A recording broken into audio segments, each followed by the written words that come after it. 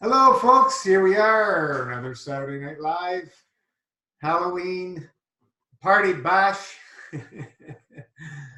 November 2nd, 2019. We're a little bit belated because we're using the weekends, I guess.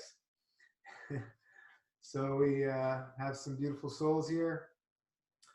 Uh, we have special guest here, Inga, who came all the way from Ireland to come and spend some time and see our boring life over here.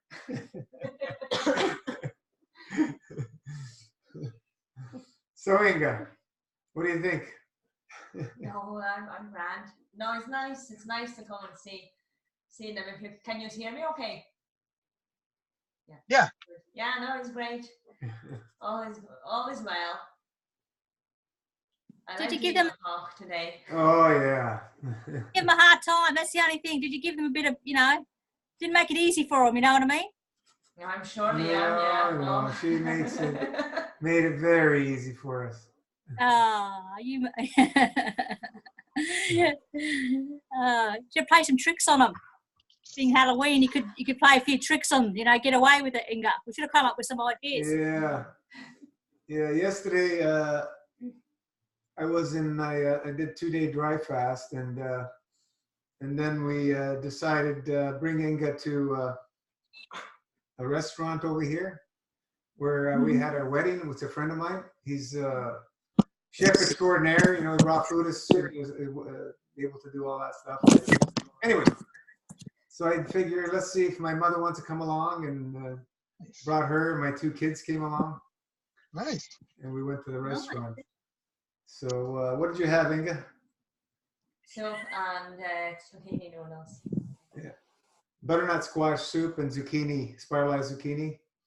Plate of, mock pasta. I had that too, and I had a salad. A couple glasses of wine. Hey, did you squeeze a lemon? Yeah. So before we left, I go, Inga, I better start drinking because I'm going to be breaking my dry. It's going to be tough, eating. I was feeling like I got to move something. So we go there, and we're eating away. And I'm eating away. And all of a sudden, I'm going, uh-oh. I feel something coming on. So I'm basically nodding off, and I could feel all the blood rushing to my stomach. And I passed out on Inga. I was going to say, get pissed? Did he get pissed, Inga? No, I wasn't pissed. No. Did he get tipsy? No. No. I had a healing reaction. Oh, okay. Severe healing reaction. Anyway, I get up, and everybody's freaking out. I'm saying, relax. No, it wasn't. No, nobody's freaking out. I'm going, don't worry, relax. I gotta go to the can. Run to the can. Huge dump. Come back. Finish my meal. Nice. Nice. Yeah. Sorry to interrupt. Everything's good now. But, in that situation, just, people be running TR. Remain calm. Exactly. I've been through so many, so you just say, don't worry, relax. I know what my body's doing. I never had this experience with anyone before. It was good that she's seen that, because people get so paranoid. They go into those fear modes. Yeah. If you just allow the body, to do what it has to do, because what starts happening, you go all pale because the body's putting all the energy where it needs to move those obstructions, blockages out. Yeah. And that's why we say every ER should be mandatory. They have a few colon hydrotherapists in there. They've been saving so many lives. Yeah. And it's awesome. Sounds great. Hey, Inga, how do you like Ontario? Is this the biggest city you've been in? I don't think so. Where do you live, Inga? It's Ireland, right? Aren't you in Ireland? Yeah, but I'm traveling a lot. I have been in Washington, New York, in California, in Los Angeles. All right. Bigger cities. Yeah, Nice. I have being All alive. right, you're world traveled. I didn't realize. I underestimated you. They're I'm very active. Awesome. yeah, they're we where do we go? We brought her to Yorkdale Mall. It's one of the busiest malls I think in North America. Just to have a quick walk. I haven't been there in years. We had a quick walk. Then we went for a walk in one of the parks nearby here. And it's nice, crisp, cold weather that's moving in. Oh yeah, But, yeah. Today, especially in Boston, you guys must already be there. Yeah, it's Like that breeze came in, and like my neighbor next door was getting his plows on and everything. wow. Yep. Time to go. Yeah, well, That's why- yesterday- Sunshine. I bring you some sunshine. Yeah. bring it on. Yeah, And on. This is for Steve. Steve, this is for you. I always do it for you. there you go. Now we had the killing frost last night. No more garden. Just Yeah. on it. So- Steve, you're in Washington, right? No, I'm just south of you. I'm in Connecticut. Oh, you are? Yeah, Oh, Jesus. I didn't know you were a New right Englander. down the I road. was just at a funeral. That's where I was at the funeral last week. Where? Connecticut. Danbury, I think. Oh yeah, that's a little west of me. Middletown. I'm in the middle, right in the middle of the state, Middletown. All right. Who wants to unload? Who wants what? Unload. Oh, You got some Wow. really cool on here. I want to speak to Charlotte. I wonder if she's game to say, I got you on the go. I love you, sister. Come on. I want to hear your voice, even just a hello. Well, it's here I am. Ta-da! Hello. I've come as a forest deer. hello. I know it's really lovely to be part of the family and to to I don't know feel. I mean, I feel a little bit in awe of you all, so it's a bit intimidating for me right now to talk because I just feel like you're on a pedestal. You're all so high up there for me. You're like celebrities, so yeah. I'm just All one. happy to- So What? if you think we are, that makes you one too. Well, yeah, of course. Yeah, I'm part of the SEB group. But what, Jonathan? Yes. What is that in your hair? So I was gonna do I'm a power plant basically. So like in America, some of the power lines have these big towers, and so those are bamboo. Those are chopsticks in there. So it's pretty. I can't see it right now, but it's pretty tall. And so I have a bird's nest in there. I don't know if you can see it. And then I'm putting birds in now that I'm literally outside in AC Moore, and I just went and got these birds. And is there a bird in too? What? Is there a bird in your head? Yeah, there's like 5 now, I think. Oh, there you go. 4. Oh yeah, now we can see. We blew it up. Yeah, So good then on I'm gonna, you. Can see everything. Oh my goodness. so then I'm gonna put like a light. I have these lights here, but I don't know, it might be too much. But I'm gonna put a light right in the middle so it lights up. Very It'll help, impressive. because I already have a headache, and I keep hitting this thing. My seat's already real low and stuff, so it'll help me to have something in there to like, just be wary of it in case I travel after this. Yeah. Today, I got some news. A friend of mine, his cousin, went in for some checkup. They found some cancer markers. Went through chemos, killed her. Did an Oh, no. autopsy. Did an autopsy. No trace of cancer. They made a mistake. 50 years That old, sucks. gone. And yeah. Another person, chemo a few years ago, was on raw foods, is in ER, in emergency now. Tumors everywhere. It's you really got to be focused and go into the unknown place of the heart. And, Yeah.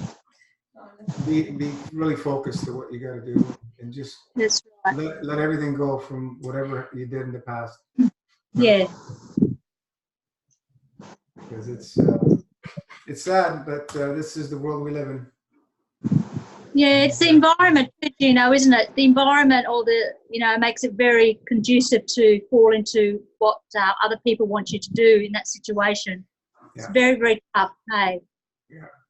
Like, you know, just think about how much this is happening out there. You know, like in the States, there's those 2-3 doctors that got caught, you know, doing fake cancer diagnosis just to make money. Like, it's just, it is what it is, but it's crazy when I hear stuff like that, man. What can you do, Gino, in that situation? Be the change. Yeah, and lift it. Would you say always lift each other's souls up? Yeah. Yeah, we have to change to balance things out a little bit, and Let's raise the field strength of this planet, because there's going to be people who always choose incorrect conduct, and it is what it is until we can raise the field strength of this planet high enough that that doesn't exist anymore. It's going to continue happening. I have a close friend who has breast cancer, Oh, yeah. and she has never done chemo or radiation or anything, and she's already lived longer Oh, yeah. than the people that get all the treatments. 4 times longer is the average when they refuse everything. Yeah. And Dad is the same, Scott. He has cancer for 8 years and he's still alive. There you go. But see, he's so weak, and I was talking to him and I say, if you will go natural, you will die very quickly. And like he realizes, and he's just gonna live whatever he needs to live, and that's it. But he's not gonna go through that strong medicine. Excellent. Yeah. Yeah. it's the power of the. The mind is still strong. You know, if you're in the observed state and you're able to operate the mind from that place, that space that you say you go into, Gino, it's amazing how much you can just really tap into that, and you can heal yourself. You can really literally heal yourself through that process, you know, and believing in that, and not, you know, not listening to the media and the fears that are out there, you know, just really cut yourself off, even though it's really difficult. Like your friend, Scott, for her to even do that, refuse treatment, do all that stuff, you're pushing the wheelbarrow up the hill, you know. It's Well, nobody can know about it if you don't go conventional. You have to just keep quiet, not tell anybody, you know, if you want to do it as easy as possible. Yeah, that's right, John. I would think. In that case, you know, it's the same as MFS. When you first start doing it, you got to just, until you get it, it's best not to mention it to people, because it's, I mean, people don't understand us. I mean, I don't know about anybody else, but nobody's ever really understood me. So I'm realizing now that I've slowed down time in my body, I can actually translate the stuff that's been coming through my whole life. So it's going to be a lot better now, just because it's calmer, you know? You know, John, nobody understands you because you're above the fray, brother. Wait, sorry. What? I didn't hear that, Scotty. You're above the fray. Well, yeah. Well, Lee told me that years ago, and I never got it, and now I do. Yeah.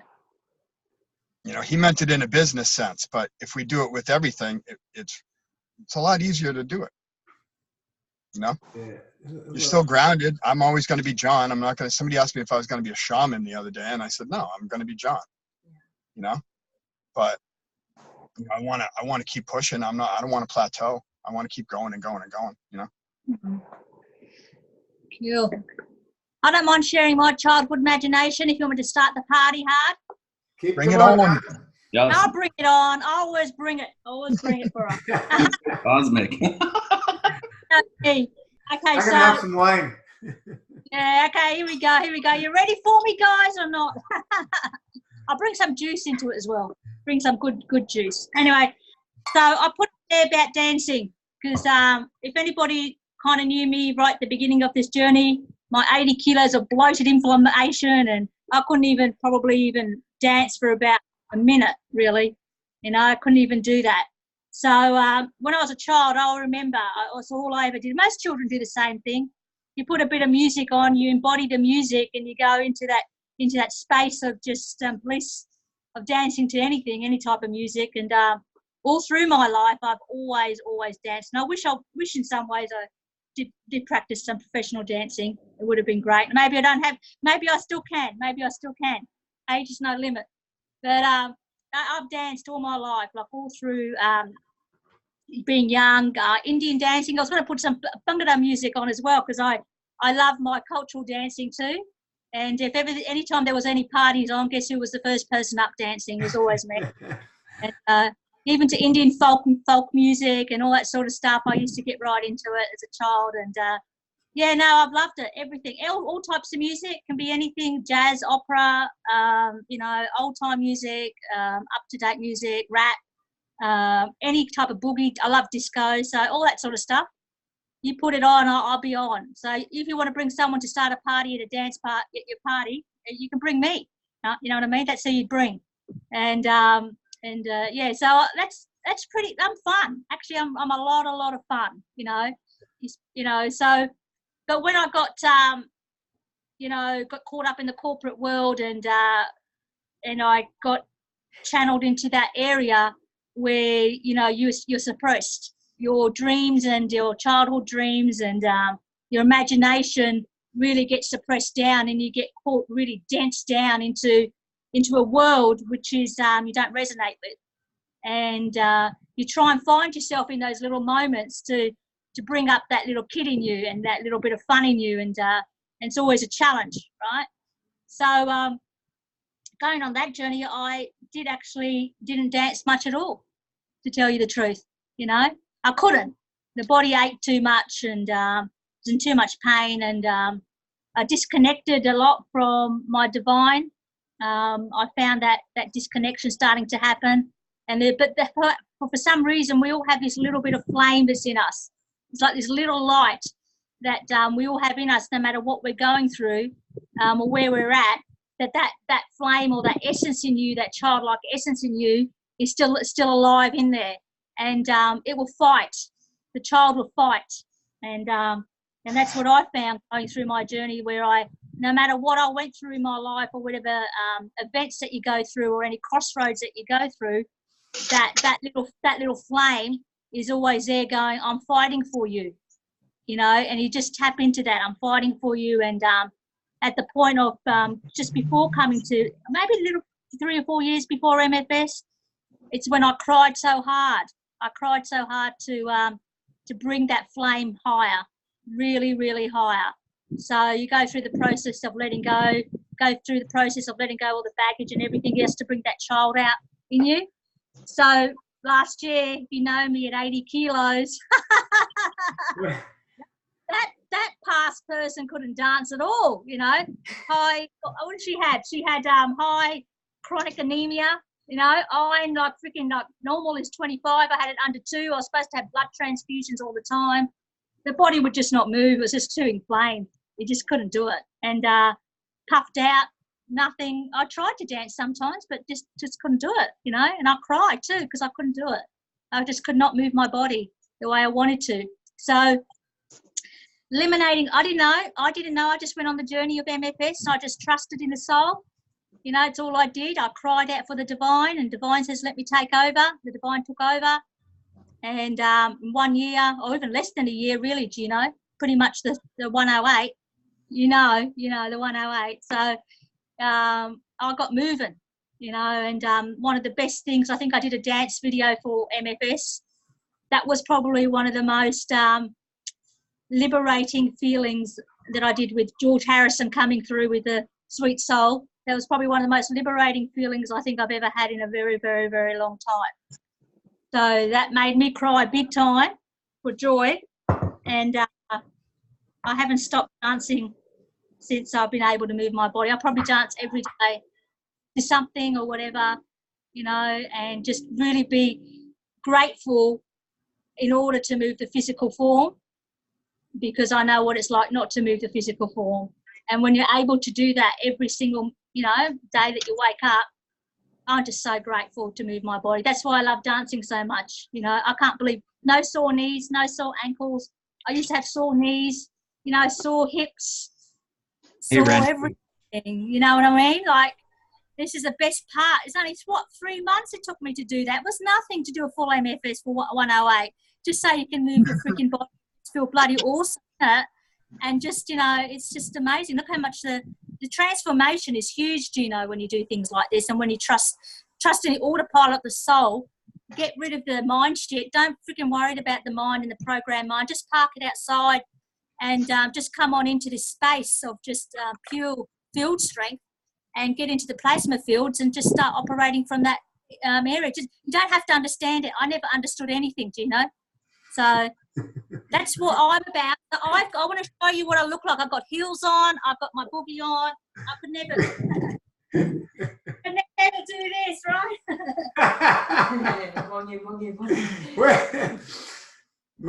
You're going to say something, Scott? There you go. Thank you for listening. That's my childhood imagination. No, Thank you, John.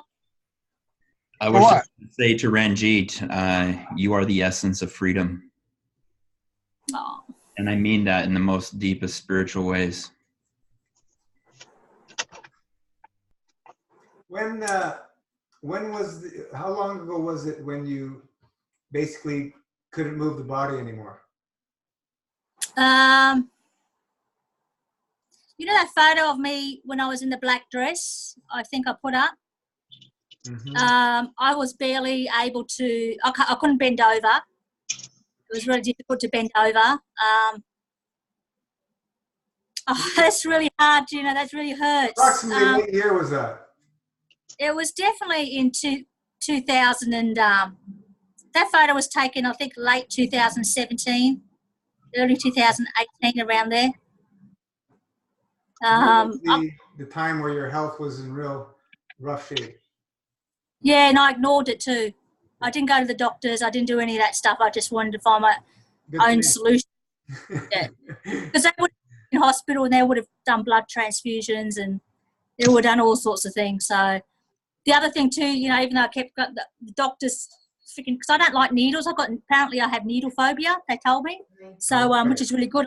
I'll go with that. Like I go, yeah, I've got needle phobia, and so they tried so hard. I think I ended up in emergency 3 times for blood transfusions. Oh, hello, there's somebody doing something. Sorry, guys. I don't know what I just did. You okay? Yeah, it's fine. Yeah, so Gina, I got out of those 3 times of getting blood transfusion very sneaky. I think that God was with me there. One time, 3 doctors were fighting over why not having a blood transfusion. One said, oh, is it because you're a Jehovah's Witness, or is it because of religious reasons, or all that sort of stuff. There was a big fight, and I think because the doctors were fighting, that they kind of just dismissed it. Another time was, I don't know what happened. I begged them. I said, no, I'll go and I'll take oral medication. I'll go to my doctors and all that sort of stuff. And I got out of it the other time. And the third time was when this doctor said to me, you got needle phobia. And I went, oh, yeah. Yeah, I got that. Thank you. I wasn't, yeah. So 3 times, yeah, I was pretty lucky. I never got caught, but they tried to give me iron infusions. And I'm scared of needles, so I didn't take it. I just used to try and take iron supplementation, which, I don't know, it doesn't really help because they tell you to eat meat, right? You know what I mean? They tell you to eat meat. And I tried eating meat.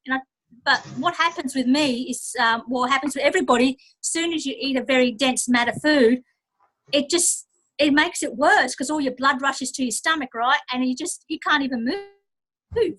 Like you go, well, what's the point of that? And the iron never went up anyway. So I just stopped. I said, you know, they used to get into trouble because, you know, they said you got to eat meat, you got to eat all the iron-rich foods and all that sort of stuff, but none of that ever worked. The only thing that ever worked is when I started master fasting, that I noticed that I started to get more energy, and it actually happened really quickly. Probably in the first 30 days after I did the dry fast, you know, when you get to the dry fast, it was after that that I noticed my energy actually increased quite significantly. Awesome. Yeah, it is awesome. That's why I never go back. Like what you know before and what you know now, like you just never go back ever. I'll protect it. I'll do everything. You know, nobody. This is my world, my life. Yeah. That's why I love these people here so much. Everyone, even the ones that are before me. Thank you. A year in this journey, massive metamorphosis, but it's just barely a start. Barely a start. Barely a start. Yeah. Yeah. And how do you get that? So, how do you have people understand that? You have to go through the experience. I think there is a mindset thing too, Gino. With it, I think I have a very strong mindset, very resilient, and 100% focused. You have to delete everything else out of your life to really think, okay, am I worth living? I'm worth living for other people too. You know, not just for yourself. So existence is very important. Even though I still had sadness, they still diagnosed me with depression and all that sort of stuff. But I never believed it. You know, I said, no, I haven't got that. That's a whole lot of crap. I just feel sad because I'm sick, you know, because the body's just not working. Yeah. So, yeah. So it's really good, John. Thanks for putting this together. It made me how much joy I have in my body to dance. So I appreciate you, brother. Yeah, absolutely. No, I'd like to have fun. That's it. Everybody's just too serious and too grown up, in my opinion. We're serious about having fun. Well, you notice that everybody who grows up, you know, we're a kid and then we get taught to grow up, or we think we have to. And then about 30 years later, you wake up and you start acting like a kid again. So I'm just going to stay there the whole time. You know?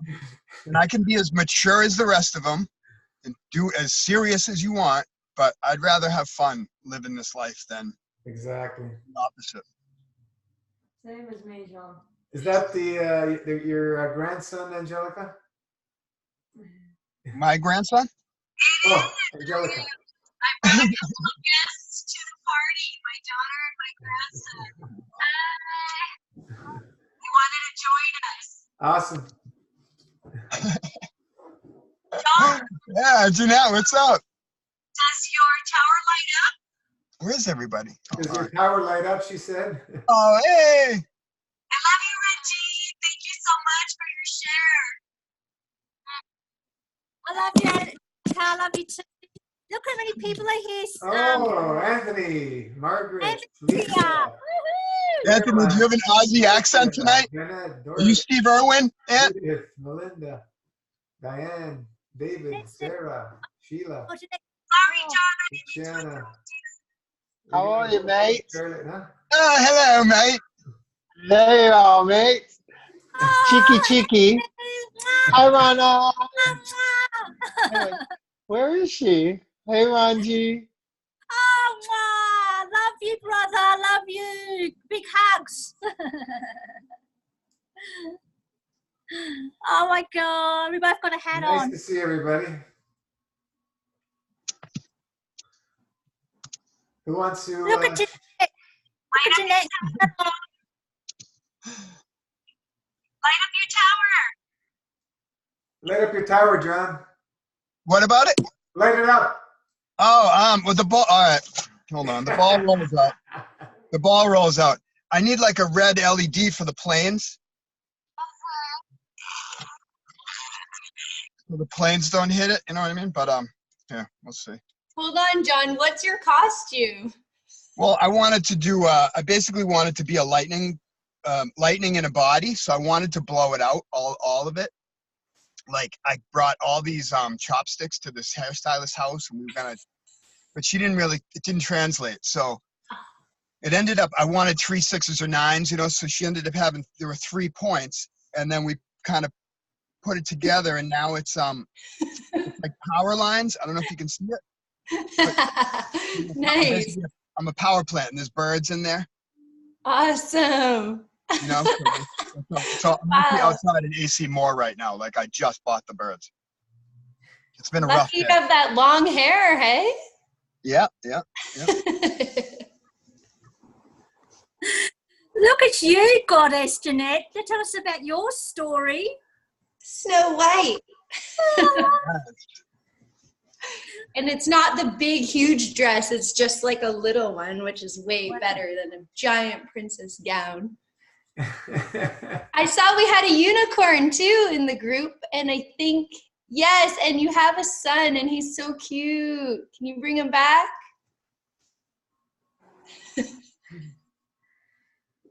Hi. Hey. He actually just went to bed now. Oh. So yeah, but he's 5 and he's about to turn 6. I'm actually the one that posted on the group I'm pregnant. So yeah. Congratulations. Thank you. Yeah, I'm just starting my 3rd trimester, and today I did a hybrid, and I actually just recently read. Actually, Gino, you mentioned it. I think a few years back, maybe Tanya Savasta, a book by her. She does a lot of dry fasting and raw foods. Oh yeah. I picked up her book. I read it, and it kind of reopened me back up. Like my soul started talking to me again, and I had this experience where this might sound kind of weird, but maybe not so much in this group. Not for us, but, I feel like I was visited by my my daughter, who's growing in my belly right now, and she just told me, you know, like the things that she wanted me to do, and it all fell all in alignment with MFS and the fasting, and you know, she called herself she wanted to be a part of a plasma baby. I don't know what that means, but is this in a dream? Super important plasma baby. I don't know. was this in one of your dreams? No, it wasn't a dream. Actually, my water unit sparked and went off, and then I just like felt like this huge presence, and then it just like all started coming to me. Wow, like it was nice. super clear, and so I wrote down a whole bunch of stuff, and I started the MFS hybrid today. So this happened yesterday. But since I started reading that book, since I finished that book, like I said, it kind of opened my soul back up to communicating with me, or I was actually listening to it again. And I hopped back onto eating a lot of raw. I can't eat 100% raw because, emotionally, obviously, I'm not ready for that. But because I've been eating so clean, my pregnancy has completely changed. So the first part of my pregnancy, I was just bedridden, like pain and tired and just miserable. In this pregnancy? In this pregnancy, yeah. You were bedridden. Oh my God, I couldn't do anything. My blood pressure would just drop if I was standing and doing nothing. So I was put off work. And then, so then I started cleaning up my diet. And now I have, most days I don't even feel pregnant. And Awesome. I'm not paying attention to the calories at all. I'm definitely not eating what all the medical people recommend. You know, I don't even know 3,000, 4,000 when you're pregnant. I don't know. And all the protein and stuff, I cut all that crap, and I'm feeling so good. So good. So yeah, so I kind of feel like now I'm taking it to the next level, and still respecting, you know, the lines. I did some research and some meditation on the herbs and stuff, and that doesn't seem to be something that I'm going to be using right now. But I'm really happy. I feel really happy that I'm following on a path towards it. You know, I have plans made up for the next few years. So yeah, throw in some green juices, some wheatgrass juice. You know. Yeah. Oh yeah, the wheatgrass juice. I've had a lot of that. Yeah. They're not aggressive cleaners. They're soothing and healing. Okay. Great. Yeah. Did you say Thanks for having me here? Oh, sorry. Sharing. Did you say you were thinking you might consider the herbs for later instead of right now? Yeah, definitely. But I think only after I'm done breastfeeding. Yeah, and I have some. I actually have the Last Supper 12 that I bought before I got pregnant. And when my husband and I were planning on getting pregnant, I actually asked Gino, like, are they going to be good after? And, you know, as you said, they only get better with age. So they're sitting there every once in a while, open my cupboard, and I'm like, ooh, I'll see you later. So yeah, I'll be using those after. And you've been on herbs before in the past? Yes, actually, I was on MFS before I got pregnant, and I actually cured my depression from it. I've had chronic depression my whole life, and I started doing MFS, and is the dry fast completely changed my life. Completely.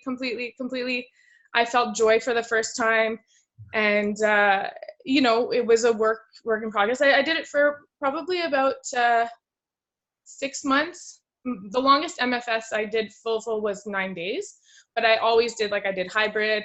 I did the dry fasting. The longest dry fast I think was only 3 days, and it took me those 6 months to get to get to the 3 days. But since I kind of got all that, whatever, I got lost back up in the pregnancy, and oh, I better do this and I better do that, you know, out of fear. The one thing that I have to say really stuck was that my depression has not come back. So I'm just for that. I mean, I'm so grateful. And there's been just so many things. Yeah. Give that diagnosis back whoever gave it to you. Yes, exactly. Let it go. But not that I recommend this. I know I have at least 2 women, maybe 3, that were on full MFS breastfeeding.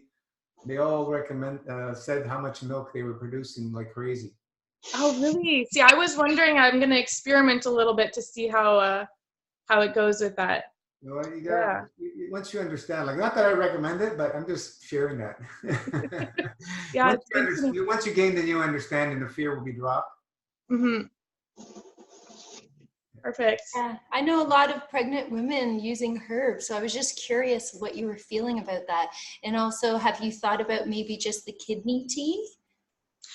Well, that's the thing. It was just today, actually, I started doing some research and just like kind of starting to open up to that. I think I'm not comfortable yet. I'm still a little concerned. Actually, the one that concerned me was the horsetail in the kidney tea, because I read that it can have traces of nicotine, and then nicotine can be linked with death in infants. And anyway, so then, like, you know, I got scared, and I was like, okay, like I don't want to have that fear or in the back of my mind with it, because I've just decided at this point right now I'm not going to. Oh yes, no, that makes a lot of sense. Thanks so much for sharing. Yeah. Do you do any fresh herbs at all, like in your, because you're on hybrid right now, right? So maybe with your salad? Well, I'm on hybrid. I don't know if it can be called hybrid. I'm using the juice in the morning, and then I have fruit in the afternoon, and then a cooked vegetable meal, but no overt fats at all. Okay. And no salt at all either. So. And would you add any like fresh parsley on top of your cooked vegetables, or just like? Yeah, I would. I've been thinking too of squeezing lemon juice on it, and yeah. Okay. Yeah. Melinda, where are you? Where in the world are you, Melinda? I'm in Canada. I'm in right near Montreal, actually. Yay, fellow Canadian! Yeah. Montreal. Yeah. Where's the washroom, eh? Oui, they're French. Cool. I wanted to ask Caroline, do you feel like sharing what your costume is? It's so beautiful. Unmute. Do you want me to unmute you? Some sort of a Vegas dancer, maybe? Go ahead, Caroline.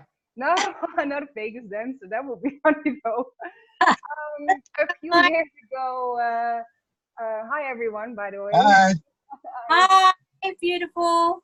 A few years ago, my friends and myself, we were celebrating Carnival here in the Netherlands, and we were part of a parade, and the 4 of us were having these hat things on and these huge, like, big lady costumes, and we made bikinis on them with huge, beautiful backsides and boas on their big feathers and stuff like that, and we were parading like that. And at the time we were drinking alcohol and partying and having fun. And I think John or Hans Peter wrote something in the invitation about the alter ego, and I think this this kind of, was it for a long time with alcohol and stuff like that. And now I think the side of me is coming more and more, you know, showing up more and more without alcohol or anything else. So it's been quite a while since I've had this on. So I thought it was, yeah, kind of appropriate to, to wear it tonight. How beautiful is that? Wow. Yeah. Looks so, Caroline, that colour suits you, everything. You look gorgeous. Thank you. Thanks, mate. Hey, who are the ones? Who are the dancing girls that do the kick, the high leg kicks? Well, it ain't me, that's for sure. All right, tonight? Sorry? Do knee kicks? Maybe some knee kicks? Rockettes. Rockettes, yeah, Steve. Oh, the Rockettes. Back up a little bit about the herbs in pregnancy. You know, if you have any fear attachment to any of this stuff, you know, that's fine. But what I can tell you is I don't fear any herbs. I fear all the other stuff that all these scientists and white jacket people write about, because they have no clue on the capability of the soul, which is limitless. And these herbs have that direct connection with soul. They're really highly elevated beings. There are some herbs that it's best to stay away from them, but I myself personally, once you understand that everything on this planet could be used as medicine, the key is to be prudent in dosage. You have to know how to use them. That's all the key. So you have to do your homework and learn and understand. Like, you know, for when some women are breastfeeding, for example, they're paranoid about herbs. The mother and baby can detox together beautifully. You have to have the understanding, and don't get freaked out and paranoia when some healing reactions may occur and this and that. You just have to know what to do. As I was sharing earlier, before most of you were here, about a healing reaction I just had yesterday in the restaurant. You know, broke a 2-day dry fast, had some juice here. I said, Inga, I got to drink something before we go to a restaurant. And there's a friend of mine here who's was also a raw food chef. He opened a restaurant where we had our wedding. And, you know, we're eating away. We had butternut squash soup, salad, and spiralized zucchini. So I'm eating. I had a couple of glasses of wine, but nothing to do with the wine. I was eating, and all of a sudden I felt, oh no, something's going on. And I just passed out on Inga. I had my mother there, my kids, and they're just, I go, don't worry. I got up, and I'm saying, okay, just leave me alone. Leave me alone. Leave me alone. I'm just close my eyes, focusing on what's going on in the body. And they're saying, oh, you're turning all white. I go, leave me alone. Don't worry. Leave me alone. They go, you're completely white. I go, don't worry. Leave me alone. And then I said, okay, I got to go to the bathroom. Went on unload, came back, finished my meal. So, you know, anybody else we were talking earlier, we running through ER because fear, paranoia, unknown, whatever. So you got to stay calm, relax, breathe slowly. And the best thing would be to do an enema, right? So just. Well, you know, Gino, I was just going to mention that because back in the old times, you know, the wealthy people, when they would feast, would literally have people giving them enemas while they were at the table in these feasts back in the old days. Oh, I mean, you could maybe, you know, you tell us to take ours traveling. Maybe you should take yours to the restaurant. Yeah. The Romans, I know they used to have the vomitorians, right? Well, that's what I mean. They would go but they literally, they were so obese or so full that they would do it right there. Wow, you know? that I didn't hear about that so one. they could eat more. Hey, man. Unplug yourself, you'll be good. Gino, what is your thoughts with enema with pregnant? Yeah, you can do them. Sure. Oh yeah, actually I am every day. Every day. Don't be fearful of what people. It's the only way I can go is with that. Yeah. If I didn't have that, I don't know how I'd feel. When my mother told me when she was pregnant, she was so constipated. She ran. My dad brought her to emergency, right, to unplug her, and so that's what I grew up in, right? 9 months. Complete constipation. So you know what I have to deal with, right? I love my mother to death. And I'm just saying, she shared a story with me, and she was extremely constipated when she was pregnant with me. Oh yeah, the hormones just stop everything. Yeah. Scott, what are you? I am no longer known as Scott. Are you? Okay, all right. Who are you? Who are you tonight? I took Scott to the hospital where you don't come back from, and severed myself from my ego permanently. I'm my future self about 25 years from now, and Donna was really asking a lot for me to even speak. It's really painful. Usually I'm on a much higher plane. You mean with the new way of communicating? Yes, Johnny. I thought you were talking to me earlier. Okay, I get it. Yeah. So usually I communicate through thought forms that I fill with living awareness. And, you know, you'll notice that my name now is Alpha Sen. That's because before I was into this existence, I was always on the front lines with Jesus, fighting the wars with him, supporting the underdogs of society. Excellent. In his shadow. And now I'm the living manifestation of that. Very good, very good. Nice. Awesome. All right. You haven't told your family about this, have you? Everyone knows because we're all. We're lucky to have you here tonight. Wow. We are blessed to have you in our presence. Wow. Well, I was going to say, you that's guys. the best one ever. Generate a certain amount of love. It's so hard to sit here in this chat room with y'all. But you know, hey, so Scott, you're on. Isn't that's called Cryon where you're from, right? I've heard that before. I think. No, Isn't well, it some crazy. No, dude, I can't be around others anymore. I actually live on a planet similar to that blue dude. Okay, from hang out from there. Avengers, Thanos. That's why my nickname is Alpha Centauri. You know, I kind of live on the star directly. Avatar. What's the name of your spaceship? What was that? Yeah. What's the name of your spaceship? That's right. Oh, no need for spaceships. I just open a wormhole. You get here automatically. Of course you do. Yes. Present. Did you watch Doctor Strange this morning or something? Did Doctor Strange? Did you watch the movie Doctor Strange today or something? No, it was his mentor today.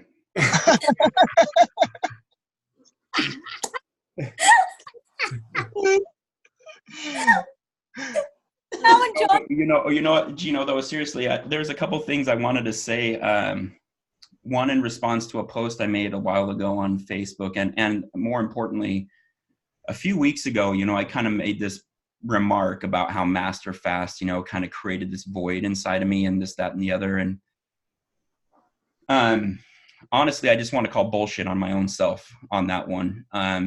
Like after the call, I kind of thought about my, you know, thinking about this, and I was like, you know what, bro? I said, like, the only reason why that you felt some kind of wave in the first place is because your ego was getting involved. Like there wouldn't have been that void if I had just switched over, so to speak, and kind of switched more to the soul direction and then just let go whatever attachment I had to whatever, you know, negative thing I had going on. So, you know, I wanted to say that not just because, you know, people might see this and think I'm some kind of cultist. No, clearly I'm not. I'm way more advanced than that. But what I did want to say is when I get confirmation of something that isn't right, that I've said something that might have been deceptive or isn't right, I always like to correct myself just to live in a greater conduct, you know, great conduct. How do you say correct conduct? Thank you. Correct myself to live in correct conduct. We all, you know, grow and learn and realize things that we've said. You know, why did I say that for? Who cares? Right. We grow out of it. You know, the second part is, though, I did want to talk about the pain in my feet. And And this is really kind of interesting. You know, I always felt like the pain in my feet came from all that, you know, I don't know if you guys remember, but when back in the day, I used to drink like 2 40-ounce Mountain Dews every single day without exception. And then once that stopped working for me, I decided to get a PhD in that and start drinking energy drinks. And as a result, at like the age of 35, I was just had a lot of foot pain, nerve pain in my feet. And I don't think the pain in my body anymore comes from a physical problem. And, you know, the funny thing is I know I've come on here before and I said, you know, the water fast hardly touched the pain. And the juice fasting, I did the fresh juice fasting for, I don't know, another 30 to 40 days, I think. And really that didn't touch the pain either. And so I know everybody's kind of at a different space, and I'm not trying to, you know, I know some of the stuff just sounds outright wacky. Okay. And I'm the first one to admit it, but there was spiritual healing, literally, that needed to happen within my physical body. And what would happen is when you're physically broken in certain ways, or physically, you know, I don't know, good. I mean, you say broken, but it's not like you're broken in half. It's more like a matrix that's kind of askew or something like this, or maybe you have little tears here and there. It's not like the whole thing is gone to hell, but it just affects the flow of energy. It literally affects the flow of energy. And once there have been times now, in fact, if I start to have a lot of pain because I've been too angry, especially if I get too angry, or if I get into my old asshole self too much, one of those two things, I can guarantee you that I will have nerve pain all day the next day, down my sciatica, in my feet, everywhere. I've literally had to just block almost that in my brain, almost like you're blocking an energy. But I learned that in Master Fast. Like, you know, I just think those other, I'm not going to shame water fasting or juicing vacations or whatever. They clearly have their place. Like they do have their effect in cleaning out someone who's heavily obstructed. But there's just something about the Master Fast, and I can't tell yet if it's just because my soul was attracted to it, and so I originally had a soul connection, or if literally by doing the Master Fast, it wakes up that process within you, you know? Digestive vacations are so important. And I know Gino talks about how we thought it was so bad, but it is so bad how constipated people are, how built up the system has gotten in the last probably 3 decades, where obstruction has increased at such a fast rate that I think the colon washing, the Master Fast system, hands down, is the best. But I think as I analyze it or see it, pain management, emotional, the emotions, the physical, the mental, it's about these voids that we have to take to stop eating. I mean, it's a void. You have to clear it out. It's got to be, we work better that way. I think we do on every single level. So that's amazing, though, that you talked about the feet thing and how the pain, literally, if you act a certain way the day before or eat something, yeah, the pain automatically is intensified almost. So connected spiritually. Absolutely. Yeah. I would so identify with that. And, you know, Anthony, what I was going to say, just to finish off here, you know, yeah. No, you're totally fine. I totally enjoyed that comment. It was right on. I totally vibed with that, man. So thanks for sharing.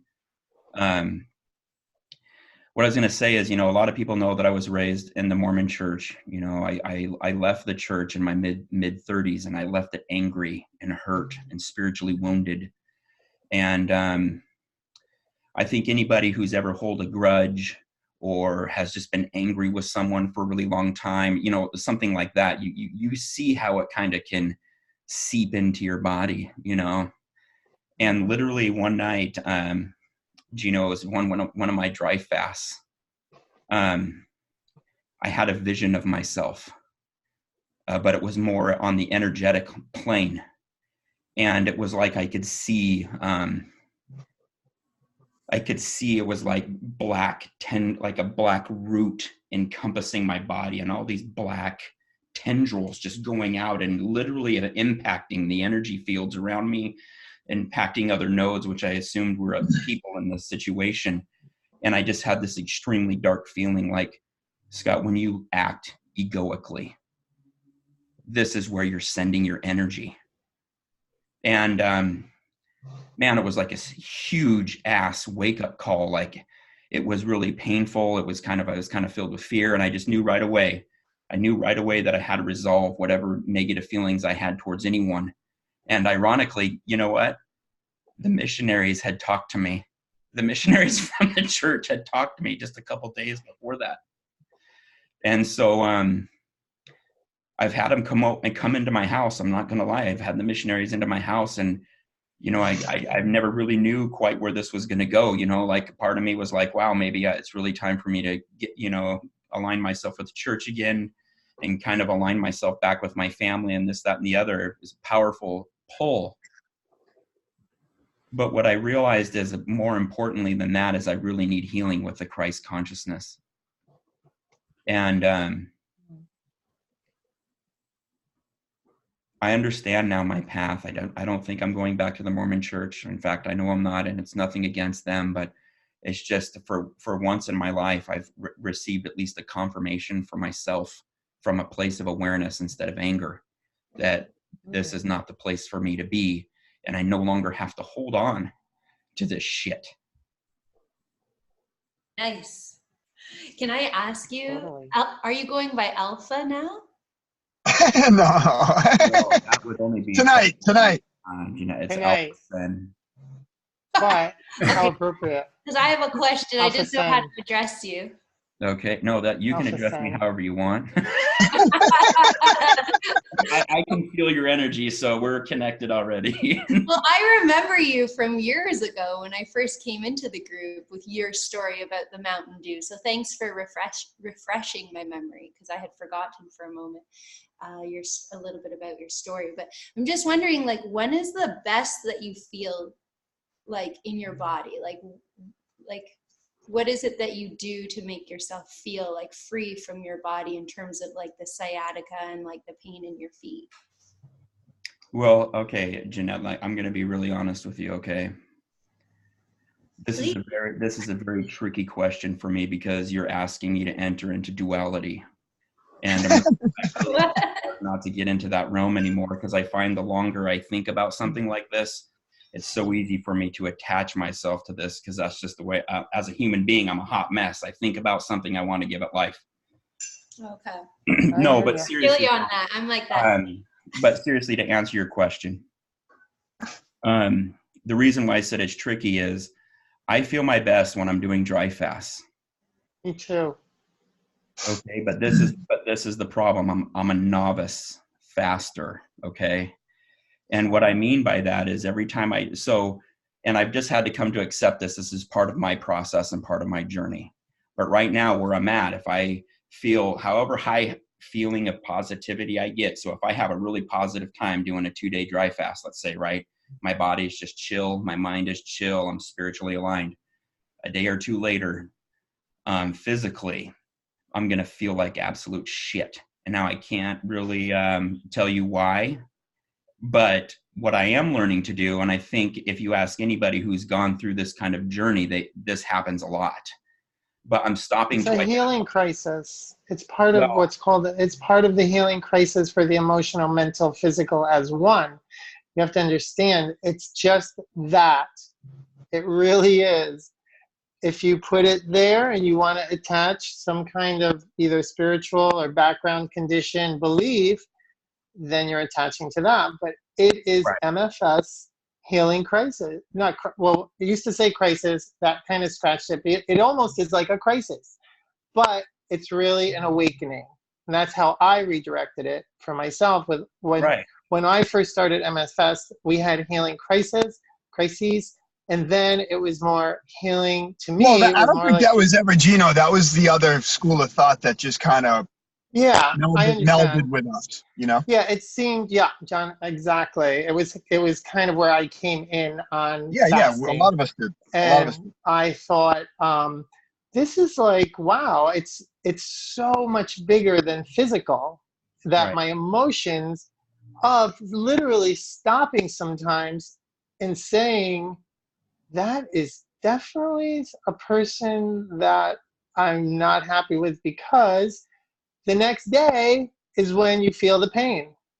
You be a dick one day, or even a little bit, but it was emotionally tied to food. And in fasting, even though I was eating well, I was a big faster juicer.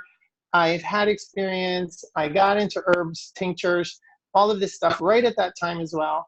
But I have to say, the dry fast, when I started dry fast, it took me a year and a half to do a 72-hour dry fast. And again, with the tools, and a lot of the mental tools, which is, this is not a sprint. It's not a race. Dry fasting is serious fucking business. It is. In the most spiritual, physical, emotional way as one. And that's what I'm learning from MFS and Gina and Rana, and what they talk about by the obstruction. You know, it's not just a physical obstruction. And then Yeah, you and have, that's kind of actually where I was kind of headed with that. Anthony's like, and this is kind of like exactly what you're saying. This is the lesson I've kind of learned. And so like, and I think, and I don't know, Gino or any other people can kind of confirm this or deny it. You can seek your own confirmation. But I think as long as we live as long as we're in the physical level, you are going to have a sine wave experience. You're going to have a valley up and a valley low. And the reason being is these dry fasts open us up spiritually. They get us into literally a higher vibrational realm. And I guess what I've realized for myself now, and this is kind of a long answer, Jeanette, but I apologize. But what I'm finding is the happiest that I am is as I am coming down from these fasting experiences, that I am observing the fact that I'm observing. And that might seem really weird, but I'm trying to condition myself to become so used to an environment that's free of duality that when the backside swing comes, I don't have to worry about it. I'm still in my spiritually connected place. And in reality, I never do anything when I feel the best. And let me explain that a little more. What I'm really saying is when I feel the best is when I'm completely surrendered. And that usually happens in the deepest levels when I'm dry fasting. Mm-hmm. When I'm surrendered, when my identity is almost completely gone, this is when I feel the best. But I just wanted to make it kind of clear that there's also kind of another level here that we're a lot used to, of these up and downs and crazy stuff. But there is a level above that I'm really trying to learn to stay in. Nice. That level that's just above that crazy. And you're saying that also correlates to how you feel in your body? Oh, heck yes. When I'm up here, I can run a marathon. Like whatever's going on in my feet or whatever energy flows period through my body. It's weird because like usually I'll just get on my rebounder, and when I was first doing this, like coming back to Master Fast, it was kind of embarrassing, right? I'm like 20 seconds and my thighs were filled with lactic acid. I was like, oh my gosh, this is horrible, right? But now after just even doing the struggling with Master Fast as a lifestyle and just trying to do this, you know, there's times when I jump on that thing for several minutes, 15, 30 minutes. And then I'm just like, okay, I need to go outside and walk, and then I'll run, which when I'm not fasting and I condense down is too painful. How long is your longest fast? Well, my longest Master Fast. Full MF fast. Master Fast was 132 days. Ooh. Wowzers. That's awesome. Yeah. How is that feeling? That's amazing. So this is actually this is good because back when I was doing it, I mean back in the day, it was only like a couple years ago, but right. The emphasis was a lot on the 108. It was. Which ironically, you know what I was thinking? Should I do a long Master Fast? Should I do 108? and I looked at my OxyClean container. It does 108 loads. I was like, well, I gotta get ready, baby. So I'm getting ready. But, no, but what I was gonna say is the most dangerous part of that fast for me was not part of the fast at all. Like, I made a deal with my wife that if I passed out, I would break my fast. And unfortunately, I didn't manage how quickly I got up out of bed one day. And I sometimes you get lightheaded, and I was thinking, oh, I'm kind of lightheaded. So I'm like, okay, put my finger here. And I'm like, I don't think this is working. The next thing I know, luckily I was in my hall and not around by anything. I just fell onto the floor. And next thing I was my son calling me. I felt like I was literally in a cave. He's like, dude. That was crazy. And then of course, the next time it's like, hey, Dad. And then I was like, oh, shit, you saw me pass out. I'm going to have to break my fast. But no, I remember doing that. I remember getting out of bed too fast on my longest fast, like maybe 60 days, 70 days in. Yep. And literally I went right into the wardrobe, and then I kept going, went right into the dresser. Like, I was propelling myself forward, but I kept hitting everything. And this happened a few times where I was literally like, okay, you can't get up that fast, because it's not like I wasn't passing out, but I could not even balance myself. Yeah, it was pretty funny. Yeah. But let me just tell you the most dangerous part. I loved it though. I just really want this to be on record again. But one night I was craving chips and salsa really bad. And when I say one night, I mean, I'm talking within a few days of breaking my fast. And I already I broke mine with chips and salsa. I can't wait to hear this. I already knew that the corn was going to be so gummy and obstructive through my bowels. But I was just like, in my infinite wisdom and being so triggered, I was like, I don't care. So I just felt so good eating it, right?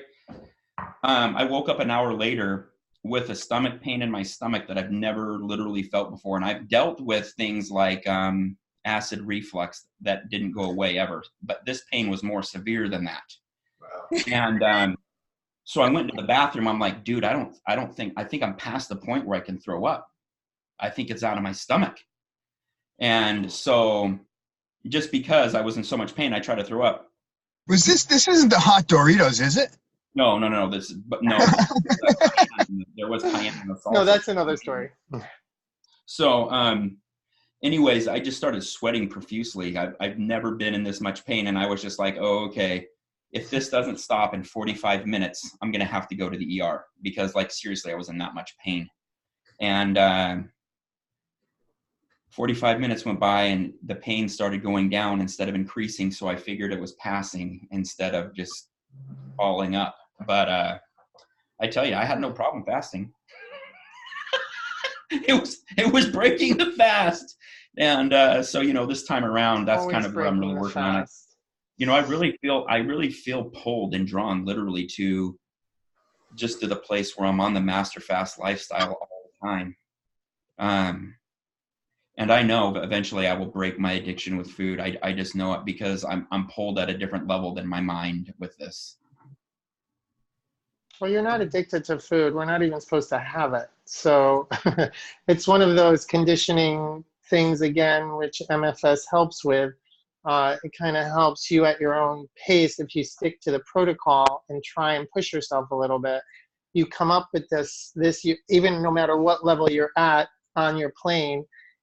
Yes, you bring a balance. You start getting into balance, and it's so aware. I mean, that's why I do it.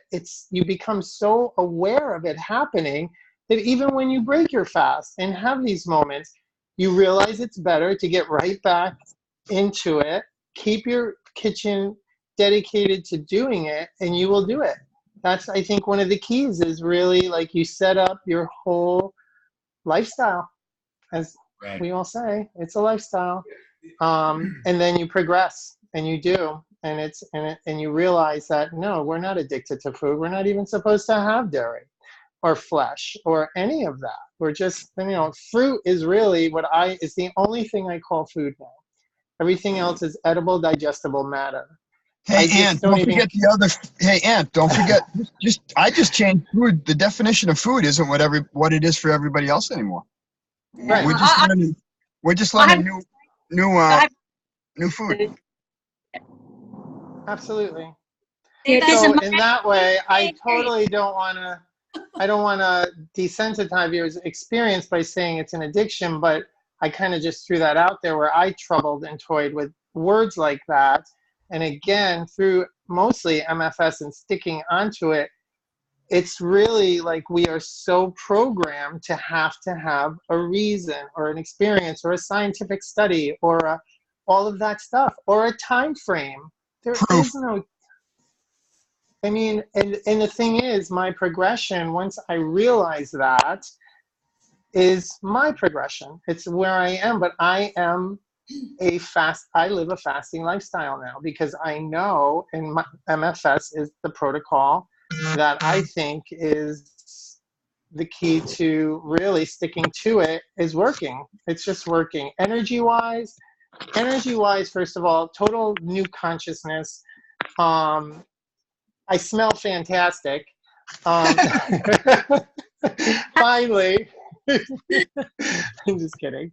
But yeah, so I think you're right there where like these are more healing awakenings. These are more, that's how you got to look at this. And it's just clearing obstructions, Aunt. It's just Clearing obstructions that need to be cleared. Yeah, exactly. We're in the obstruction land here.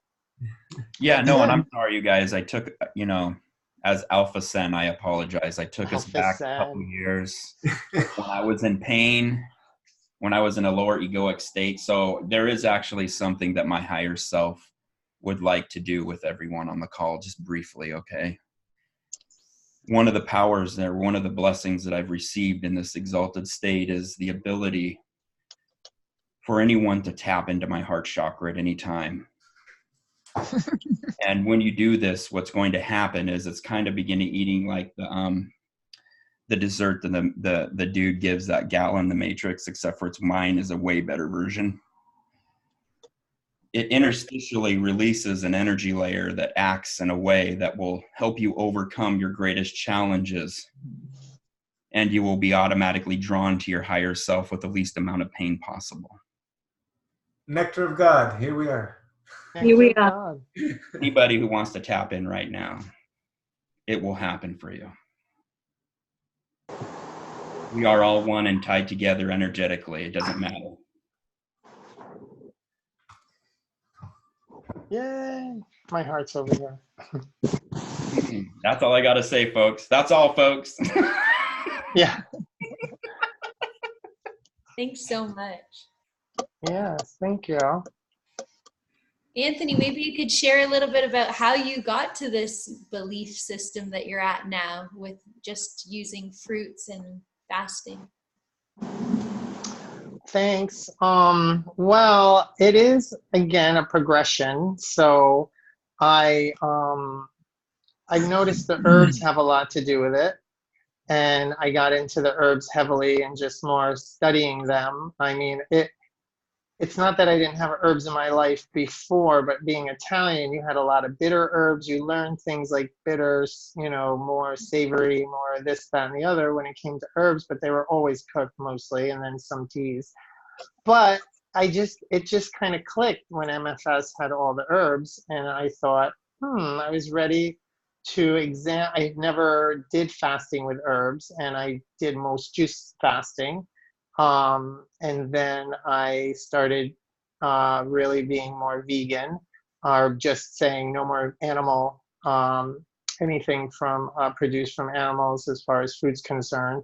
So that started that was right before getting on MFS. So it was all like about timing just coming together right then and there. And I was also ready mentally and emotionally to give up those ties of a condition like lifestyle where I was kind of listening and paying attention to what Gino talked about the most, and some of the lives. And I just thought, wow, a long fast like that's got to be just something else. But through that, just jumping right into a long fast really was like, boom. I mean, my first fast was the 108 days, and I just did it. And I used You're still here. MFS. Huh? And you're still here. And I'm still here. Yes. So, and through the whole thing, it was really about, because I felt I had a good understanding of juicing, just intermittent fasting, not dry fasting. That all became new through MFS, but breathing exercises. I was really into that as well. And I just thought like, okay, now it's going to be this grape juice, pudding, tea, and tincture fast. And I just like, boom, I just had to do it. And then it was all from there, because part of it was, you know, and I always use the same example, is there was no scientific study. And Gina would keep saying there's never going to be a scientific study, like, or to that degree, like you have to trust in the whole thing, in yourself, in your body, first of all. And if you can do that for 108 days, well, I thought I would do it for 40 days. And then, or 30 days, I realized I could go 40 days. And when I got to 40 days, I was like, there's something about this, even though I had all the healing reactions, many healing reactions, waves of that dizzy spell stuff, you know, all the stuff. But, and this is the same example of going through dry fasting, which was, so I pushed through to the 108, and I could never really get I was doing 47-hour dry fast as my long monthly. And then it wasn't until this year that I actually did the first 72, still trying to do like a 12 to 14 every day, and then a 24-hour once a week. And then I got on the full moons with Ron Dietz and the cycles. So it's all, again, this progression. And then I started pushing through 40 hours. And I decided one day I'm just going to call out from work, because I'm like, I can't do this at work. So I'm going to stay home and I'm going to do it. And I did it. And within like the last 12 hours, I was kind of on my bike, riding my bike on the first one. So I went through this whole weird first day fine, second 24 hours, just progressively worse, horrible, you know, like foam roller, couch, bed, up, down, whatever. And then the last few hours, I was like wide awake and whatever. Then I did the cleansing and the colon washing, and you always feel better, oral hydrating. And then like a few hours, you know, a little later, I have to do an enema after a dry fast. I'll hydrate with tea first and then do some juice, but pretty much it feels like something's got to come out after the long dry fast. And wow, yeah, that's interesting. That's good energy. So that then I get this energy that makes me want to just MFS for another 5 or 6 days. So I don't eat anything. I don't even I just hydrate with juice, do some minor dry fasting, and then pudding, keep that going, drawing all that out, the enemas. And I have to say, you get on that after a dry fast, that's again, then you break it. And as soon as I break it, I'm like eating watermelon that progresses to quinoa. So it's amazing how fast you feel. And the last 72-hour dry fast, I literally broke it on the phone. I could feel my lymphatic system swelling up just from the juice. I know I could. I could start feeling my ankles, my wrists, my elbows, just literally my body pumping up either with a fluid or the fluid or whatever was causing it. It's very noticeable after that long of dry fasting, whatever you put in your body.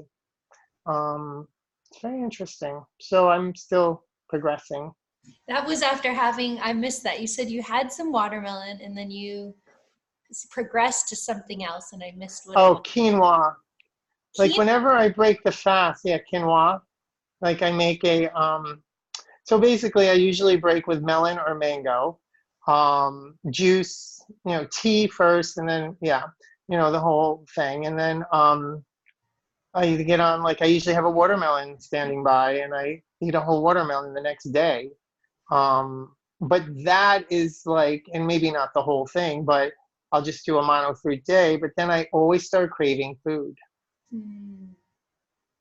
I do still. So I'm still digging. So in that way, and it's not like I'm eating anything bad food, and quinoa is a seed. So it's basically, I season it with lion's mane. I make a broth out of mushroom powders. And I love so lion's mane. That's awesome. lion's mane, cordyceps. And so in a way, taking that stuff by itself is not so fun. But when you kind of make a broth out of it and cook your quinoa and that with a little ginger, it's delicious. So that's like a hot, and you don't really, like, you can just swallow it. It's like, and it just leaves the lion's mane and the mushroom stuff, and it comes out white. So it's very interesting how quinoa is like, I guess that's how the birds do it. And, you can have the fruit around the seeds, and then it processes, and the birds just poop out the seed. And that's, you know what I mean? But they got the fiber, or they got whatever it was coated with. So that's a very interesting thing with quinoa, and I think that's why it was so revered. And I think it was in the Incas civilization culture. They ate a lot of quinoa, that seed. And they were pretty much brilliant when it came to energies. So, well, from what we know. Did you say anyway, it sounded obstructive, though? Like you said you felt it in your lymph system? Well, no, I wasn't really feeling like I was getting obstructed, but I could feel everything changing as things were entering my body, and mostly inflammation. As minor as it was, you can sense after fasting, 4 or 5 days into a dry fast, even a 24-hour, I'll go 2 or 3 days, just full MFS, do my 24-hour, hydrate through the 24-hour, and then break it with tea. And just, it's amazing. Like the energy, I don't know, it just comes from someplace, which is plasma. So thank you so much for sharing all this. Is your plan no problem. Liquidarian now, or are you doing Master Fast? Oh, no. No. I do well with Master Fast and doing 2 or 3 days at a time, like a level 3-ish, I think that is, or not quite sure. But I would say I do the best when I'm fasting with the juice, the pudding, the juice, the TNT, and the enemas, and colon washing, I think is just like vital, especially when you start eating even fruit again. So, but I haven't craved a lot of green juice. I was a huge green juice drinker at one time, and even vegetables. I eat mostly fruit when I eat, or I make the quinoa with lion's mane and stuff, or just with water, and then herbs. Sometimes I use the kidney tea. I use kidney tea for everything, basically. But I think I put it in, my enemas, I put it in. Sometimes I put in the leaves in the bathtub, soak my feet in them. I do a lot of things with the herbs. My garden's growing great from all those herbs. So I think the herbs are killer. Very important for us. The medicinal mushrooms, too. The medicinal herbs and mushrooms and roots. Mm-hmm. Yeah, the cordyceps. So thank you. Thank you. It's my pleasure. If you get the powder cordyceps, it tastes like nutritional yeast or like cheesy saltiness. It's so powdery too. It gets over everything. About that. Yeah. So good. Even lion's mane tastes really good, or turkey tail. It's delicious. Anybody else have What's Inga up to? How's Inga? How's your trip to Toronto? Great. It's great to be here with Rana and Gino. Yeah. Wonderful souls. Did you already speak? Did I miss it? I was 10 minutes. No, I'm just silent today. Oh. I'm probably speaking enough already these 2 days. Are you grapes? Yep. Yeah. You're so cute. I love it. So you're saying you're on a silent meditation right now, or? No, just being present. That's all. Oh, good. Use. Nice. Do you want to share a bit about how it's been since you've been here or in Toronto? That's nice. Okay. You guys are having fun? Mm-hmm. Nice. I wish I could have met up with you, but it was a short one, hey? Yeah, very short one. I'm flying back tomorrow. Oh, next time. Yeah, I just really came over to see these two beautiful souls. That's all. I'll have to have you for some herbal wine of my own.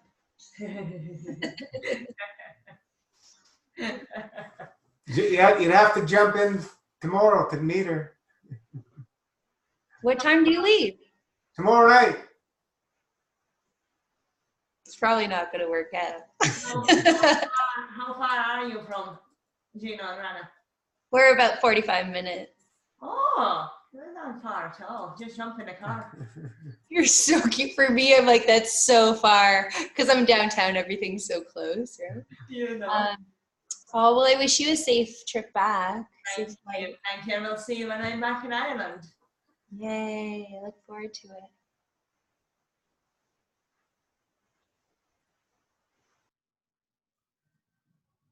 There's a lot of people, I would say, there. Surely somebody wants to share.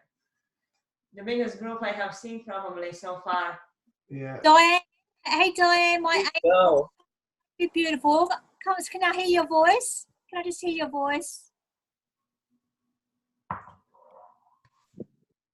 Can you hear me? Yeah. Can you hear me? Yes. Oh. Well, here I am. I don't have anything special to say. I'm a MFS aficionado. No, that's the wrong word. Anyway, I love MFS. I've been part of this group for almost 3 years now, and just getting there slowly but surely. That's it. One day at a time. We live it. We love it. Yeah. Yeah. You're always a trooper, Diane. I love you so much. You're always just in there. You're supporting heaps of people on the page, and I know you care for your husband and everything like that. And it's just nice to have your presence in everywhere in the group and everything. We really appreciate you. I personally really love you, Diane. You're just a beautiful soul. Thank you for everything you do. Well, thank you. I love you too. I love everyone. What can I say? You're definitely a family. Like it's definitely a family for me, for sure. I mean, what more can I say? Angelica's asking, what are costumes? I'm the Your Wish is Your Command wizard. Rana's the lemons and Inga's the grapes. It was a group effort. I love it. Okay. We had a thought about being the plasma pudding. One guy with charcoal, one guy with the clay. That's so good. So we.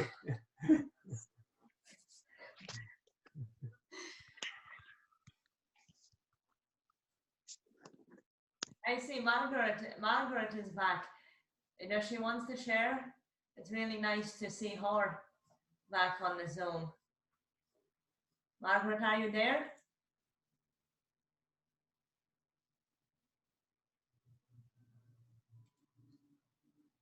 You have to unmute. I can unmute you if you're ready. There you are. No, we can't hear you. No, your microphone settings.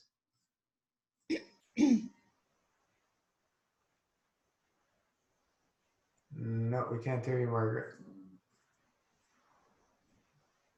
Your wish is my command, wizard. Nice. You got me saying that So now. good. You know, your wish is your command. Telling everyone. Yeah, it's true. Yeah, your wish is your command. So anything you say is going to happen. It's all about the fields. It's all about the fields. Field. Computer field. There you are, Margaret. Oh, I'm here. Yeah. Hi, Margaret. Hi. I'd been visiting family for the summer, and I just I just went with what they were doing, and I, of course, wasn't on MasterFast system all summer. But anyway, I'm back on MasterFast right now.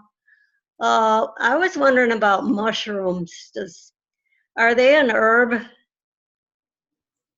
Everything that grows is a herb, basically. You can look at it, everything as being medicinal.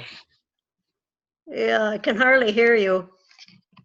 Everything on this planet can be used medicinally. Well, I was thinking of putting them in like a tea. Mm-hmm. Yeah. Yeah, you may use mushrooms. I come to the conclusion after being with the family and they're eating the sad American diet that it's very disruptive as far as I'm concerned. And I really can't do that anymore because then my conscience won't let me kill things. Right. And it's not something that I've awakened to lately. It's been for a few years now because I haven't been on meats. But I did go back on meats, but not good for my system. And I found out if anybody's got a virus in their body, the worst thing that you can eat is eggs. Because those virus, when they were put into the lab, guess what they were fed? They were fed eggs. And if a person eats eggs today, they're going to feed that virus in their body because that's what the virus really, really loves.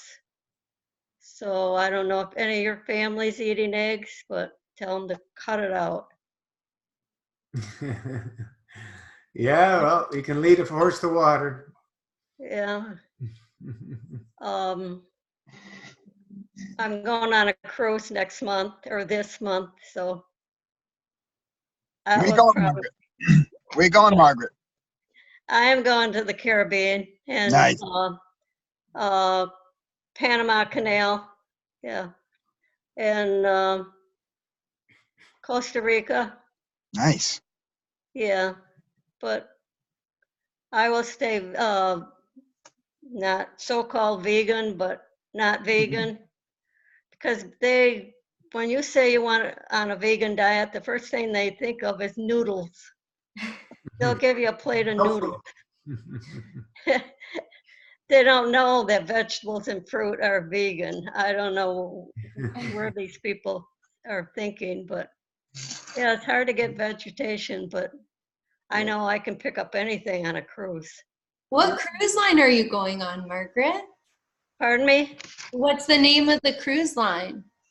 I'm going, do you know? Celebrity. Oh my gosh, I was on that same one. And Is it? I was eating really clean. The buffets are very huge and you have so much selection. And then they have like a spa. You have to line up for the spa. Yeah, because this is everyone wants the juice. This is a reflection. Of Oh. all things, reflection ship I'm going on. And it's Thanksgiving cruise. Yeah, you'll be fine. You'll be fine. Yeah. Lots of fresh juices being made. I was getting the beet juice. Oh yeah, yeah. I've been on 7 or 8 cruises already, so I know. Oh, I know what they it's feed my you. only one. Okay, I'm thinking you're like a newbie or something. Yeah. I always went on the Norwegian with the family. Wow, yeah, you're in the middle of the sea. There are I have 5 sisters that went on the cruise with me, so we did 6 cruises with the family. Oh, how beautiful. Yeah. So cool. Are you going to take your plasma pudding and your enema kit and your herbs? I'm doing that now, but on the cruise I won't be doing any Kalimas or anything like that. take an enema bag and do it quickly in the toilet. Hey, I wonder if those spas in the cruise ships have colon hydrotherapists. No, Anybody aware? I don't think any of them do. That'd be good though. But I'll do the saunas and the pools and massage therapies I can do on the beach in Costa Rica, I think. Yeah, you could maybe bring some Cascara Sagrada just in case. Like if you're not going to be doing enemas, if you eat something weird, the Cascara Sagrada can flush the bowels gently, you know? I don't go anywhere anymore without my enema can. I take it to all sorts of hotels, staying places, and also I always bring the dry mix of the plasma pudding. Found that to be very important because and you might not feel very well or eat something that's not right. And on a cruise, I bet there's a lot of good fruit because aren't they cutting it up into the animal shapes and that kind of thing and buffets, right? There's tons of anything on cruise ships. Anything you want, there's more than enough. I always take the pudding with me when I go, because if I get something, a bug or something, the charcoal is the first thing you take anyway. Hey, Lisa, is that you talking, Lisa? Yeah. I know. I got back here for a minute. It's been hard. Kind of leading a single parent life right now. So nice to hear your voice, beautiful. Yeah, thanks for your input. That's awesome. You're welcome. And I'm in Florida now, and it's just so amazing to be in the warm weather. Lucky lady. Feel like you've been connecting more. You just it's yet another step in the process of reconnecting to source, and it's really remarkable. Unfortunately, today I witnessed so many chemtrails in the sky, and it was so heartbreaking because, for one thing, I wasn't so aware of them when I used to live in Georgia, but here you just see such vast amounts of sky wherever you are, and I had so many blue days living here so far where there's just so much blue sky, and then to see it wiped away today out in the open was really hard to reconcile with. But so these are the things that I wrestle with. One of the things. I don't know what to believe with all that, I met somebody who seemed very intelligent, who like worked in aviation or something, and they assured me that it's not chemicals. So I don't know. I thought the same, and and then I also had other things to think about with my kids. I just couldn't think about that thing. And then now that I've been exposed to it the way I'm seeing it, it's really crazy. It's I can't even believe it's true. And so At least doesn't it like console you at all to know that everything is fixable already? The technology's just not here yet.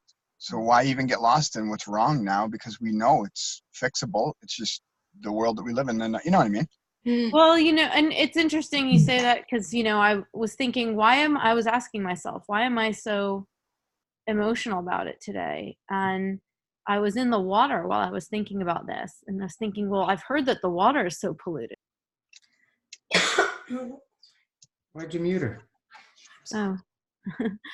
I know the water's Hey, Lise, what coast are you on? the East Coast right now. Oh, so you're much better off than the West, at least, as far as that goes. Yeah, I was at the West. I was on the West Coast of Florida a week and a half ago. So that was a whole other. Yeah, well, those beaches are unbelievable, but it's Gulf, so it's different. Right, but I just didn't think about the water. Like I guess because I don't didn't go in the water until living here now that much, and also I don't consume water really. But the sky, I rely on the sun. I know my energy is fed by it, and that's why I'm here. And to see somebody taking that away, The sun is always shining even when it's cloudy. Yeah. Lise, what I've seen from people that go to places like Florida too is that those cloudy days actually save a lot of lives. Like people are it's so nice all the time that any married couple that moves to Florida basically breaks up because there's always a party going on. There's always something going on. So I don't for know. me personally, when those rainy days come now or the crappy days or whatever, Yeah. that's a reminder to tell me to calm down like the universe is doing. It's just rebalancing. It reminds me to slow, it reminds me to rest. Well, it's been there. I've seen a lot of different things here that have gotten me to think about how, in just living in Georgia, I would see people's lawns and think, my gosh, how could you have a lawn with no fruit growing on it? But there was some understanding that, it's not maybe the best place to grow fruit anyways. But you get down here where the possibilities to grow are infinite and nobody's growing. Except actually the Italian guy across the street from me, who's literally from Italy, but more recently Brooklyn, he's actually growing the papaya trees across the street. Yes, he's got them, and we go over and we look at the papayas every day. And he said he's going to give us one soon. But that's it. And then your head starts thinking, well, how is this? How did we get to this place? Lisa, you got to get above the fray. You got to stop letting the little stuff bother you. You got to get above it. It's the only way Florida's ridiculous. Like, where are you in Florida? Florida. I live in Florida. East Coast. Where? East Coast, near Melbourne. Because I'm in South. I'm near Fort Lauderdale. Oh yeah. And I would say too, like, I guess more south. I've noticed because I have family up near Melbourne, up in Vero Beach. So that was Indian River County, which was known at the time for citrus and produce. So that was the largest, wealthiest county in our country for many decades because it produced the most oranges, grapefruits, lemons, and limes. So it's funny that I would. Yeah, because one of the largest GMO companies is right there in Vero Beach, Syngenta. Synergy. Yeah, there's a lot of controversy. Ground zero. Ground zero with barbed wire around it for the GMO. It is. Experiment. I've seen it. I've driven past it many times. No, but then you come south where I am, another 150 miles, and forget about it. There's mango trees everywhere on people's properties. There are avocado trees. There are papaya. This is the thing. It depends where you are and who you meet. Because since I started working at the market, which is a yellow green farmers market, you can hook up with anyone and find out where all the produce is being grown. And I go to fruit markets and fruit stands, and it's not always organic down here. And that's my most major concern. So you kind of got to do your research. And there is a lot of imported stuff at the markets. But if you want fresh local fruit, like tropical, it's all in Miami. I'm telling you, you can get beautiful jackfruit, lychees, mulberries. Yeah. There's a company in Miami. When I was going to do Johnny Bananas a while ago, there's an organic company in Miami that will ship stuff to your door across the country. Miami fruit, I think. You can get anything you want. Oh yeah, there's Miami fruit. You can follow them, but so I don't know. That's one of my biggest blessings of living here is, man, did I learn fruit. And I have a lemon tree planted, and I tried to grow some watermelons, and I do tomatoes, which I'm not doing this year. But I'm doing herbs, of course, and flowers. So it's interesting. Again, it's part of a progression. But I think the reason why I got so heavy into fruit when I do break fast is because there's so much fruit here. So I don't know if it's more north you go. In Atlanta, we had a lot. there was a huge, there's such a huge population there. And so I was used to, I'm not saying this is good or bad, but we just were able to access lots of Asian markets where you could get massive quantities of so many fruits, and they were within 45 minutes, pretty close, you know, getting lots of good things. So down here it's different, and I actually really appreciate where I am. We don't live around the corner from a Target.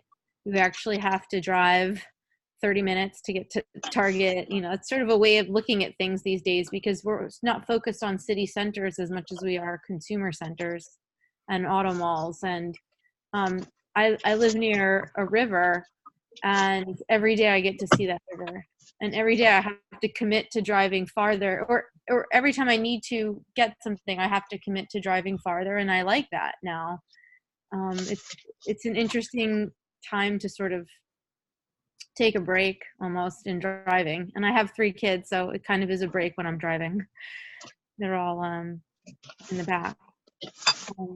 There's interesting things also to see that this side of Florida seems to take a little bit more care in preserving the last remains of wildlife and the ecosystem.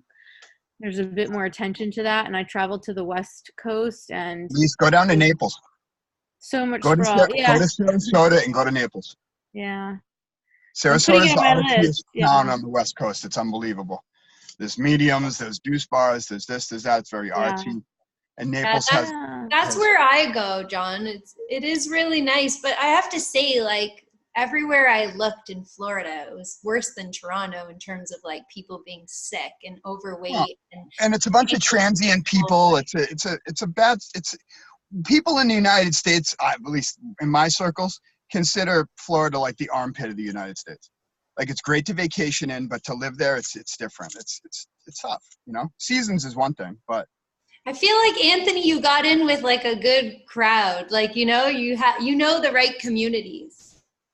Well, you know what's interesting where I'm right now is that it's really laid back, and that's because it's a retirement community. Yeah.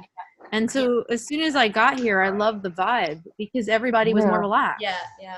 And it's an interesting thing to observe because I was living in the suburbs of Atlanta, and you know, it wasn't New York City, but yet at the same time, we live in these suburbs with such high levels of stress and anxiety and commitment, and there's such a lack of balance. Yeah, I love those gated communities in Florida. That's where I chill when I go. What were you going to say, Anthony? No, I was going to say about, landing here in Florida, no, it really wasn't until I started Master Fast, believe it or not. Again, it all fell into place where, you're, you know, as cliche as it sounds, maybe your tribe changes, and it's on every level of whether it be family, friend, acquaintance. You see people in a new way, new people respond to you in a new way. But the whole thing of getting into herbs was I trusted it. And I pursued it because I enjoyed it, as hard as it was or is to transition into fasting and understanding it more from a feeling level, instead of a conscious, always thinking answer level. You click over at some point, but you're constantly working at it. So I think then things open up, which is like I started connecting where I was buying my herbs. I made some great connections through these people for herbalists, master brewers, farmers, responsible farmers, things like this. And it was all just coming to me as I was releasing all this obstruction in the first 30, 60, 80 days.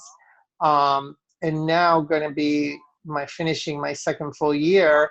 Yeah, so many new doors have opened up. And you think 2 years is a long time maybe, but to me, I get it. It's not a sprint. It's where your level of obstruction is, probably personally. and emotionally and mentally, and then the plasma energy. If you're not clicking into that and changing a little bit how you have to believe that you produce your own energy. But if you're obstructed, you don't. You retard your own energy constantly, and then you get sick because your lymphatic system isn't able to work well, your blood gets toxic, and disease happens, and your cells don't do well. So, what was I saying? No, but going back to, Like you found the right communities by doing. oh yeah, so don't give up hope, anyone, and especially, is it Elise? No, it is actually Gino. Like just knowing Gino and everyone here, Jonathan and Ranjit and you and I don't know, everyone I haven't met yet, and Elaine and Dr. Oliver, and I haven't said hi to everyone, but no. See, this is like, those were my connections first. Master Fast was the tribe, and I never met Gino or Rana. I never met everyone like live face to face except here like this. So it starts someplace, and that's where that you have to believe in the energy. It's more that there is an energy in our globalness of coming together, like being as one and talking about it and sharing. That is part of the healing reactions. You know, it's all tied into the whole protocol. So that's what you have to get your head wrapped around if you have to use your head. And then you release that into a feeling, and then everything starts working to be more balanced. And as soon as you start eating again or believing again that you have to eat certain amount of times, you have to be this certain way, or what is this reaction, I better have food, like once you give that up, you realize, wow, it was such a strong conditioning belief, but it's not true. These things are not true when it comes to food. It does not do anything for us, really. I mean, when you're a baby, you need breast milk, and then I think if you went on to fruit, you'd probably be just fine. I mean, baby gorillas, oh, they do great. Whales, they don't eat any kind of hard matter. So I don't know, and there are animals that do, and they're all, you know, different things in the world. But for us as humans, I really believe now it's like, yeah, less is more. This whole thing is right on. Thank you for letting me talk, by the way. Thank you. That's what we're here for, so everybody can release and inspire and support. Hey, I have Gina. a question. Oh, go ahead. No, go ahead. For anyone in cold climate, Canadians, Luigi, Rana, in the winter, what are you having on your clean food days, or do you eat? Do you have to eat certain things to keep your body feeling warm and balanced? Or like, do you have raw fruit? My voice is kind of... Is it Margaret? Heather. Oh, Heather. Okay, sorry. Yeah. I just look for whatever's ripe. If I can't find things ripe, I'll move into the non-sweet stuff more. You know, the tomatoes, zucchinis, and stuff like that. The leafy greens. I love my voice is, I don't know what happened to my voice in the past 2 days. Can't hear you. Yeah, so basically I would say whatever fruit is in season, like right now, today I bought some pomegranates. I haven't had them yet. I'm looking forward to eat them. Got some grapes. Got some... Well, this is the fall. Yeah. There's still some things in season, you know, grapes, apples, pears. Yeah. Plums are right now, you know, these are all in season locally. Anyway. In the winter, what are you having?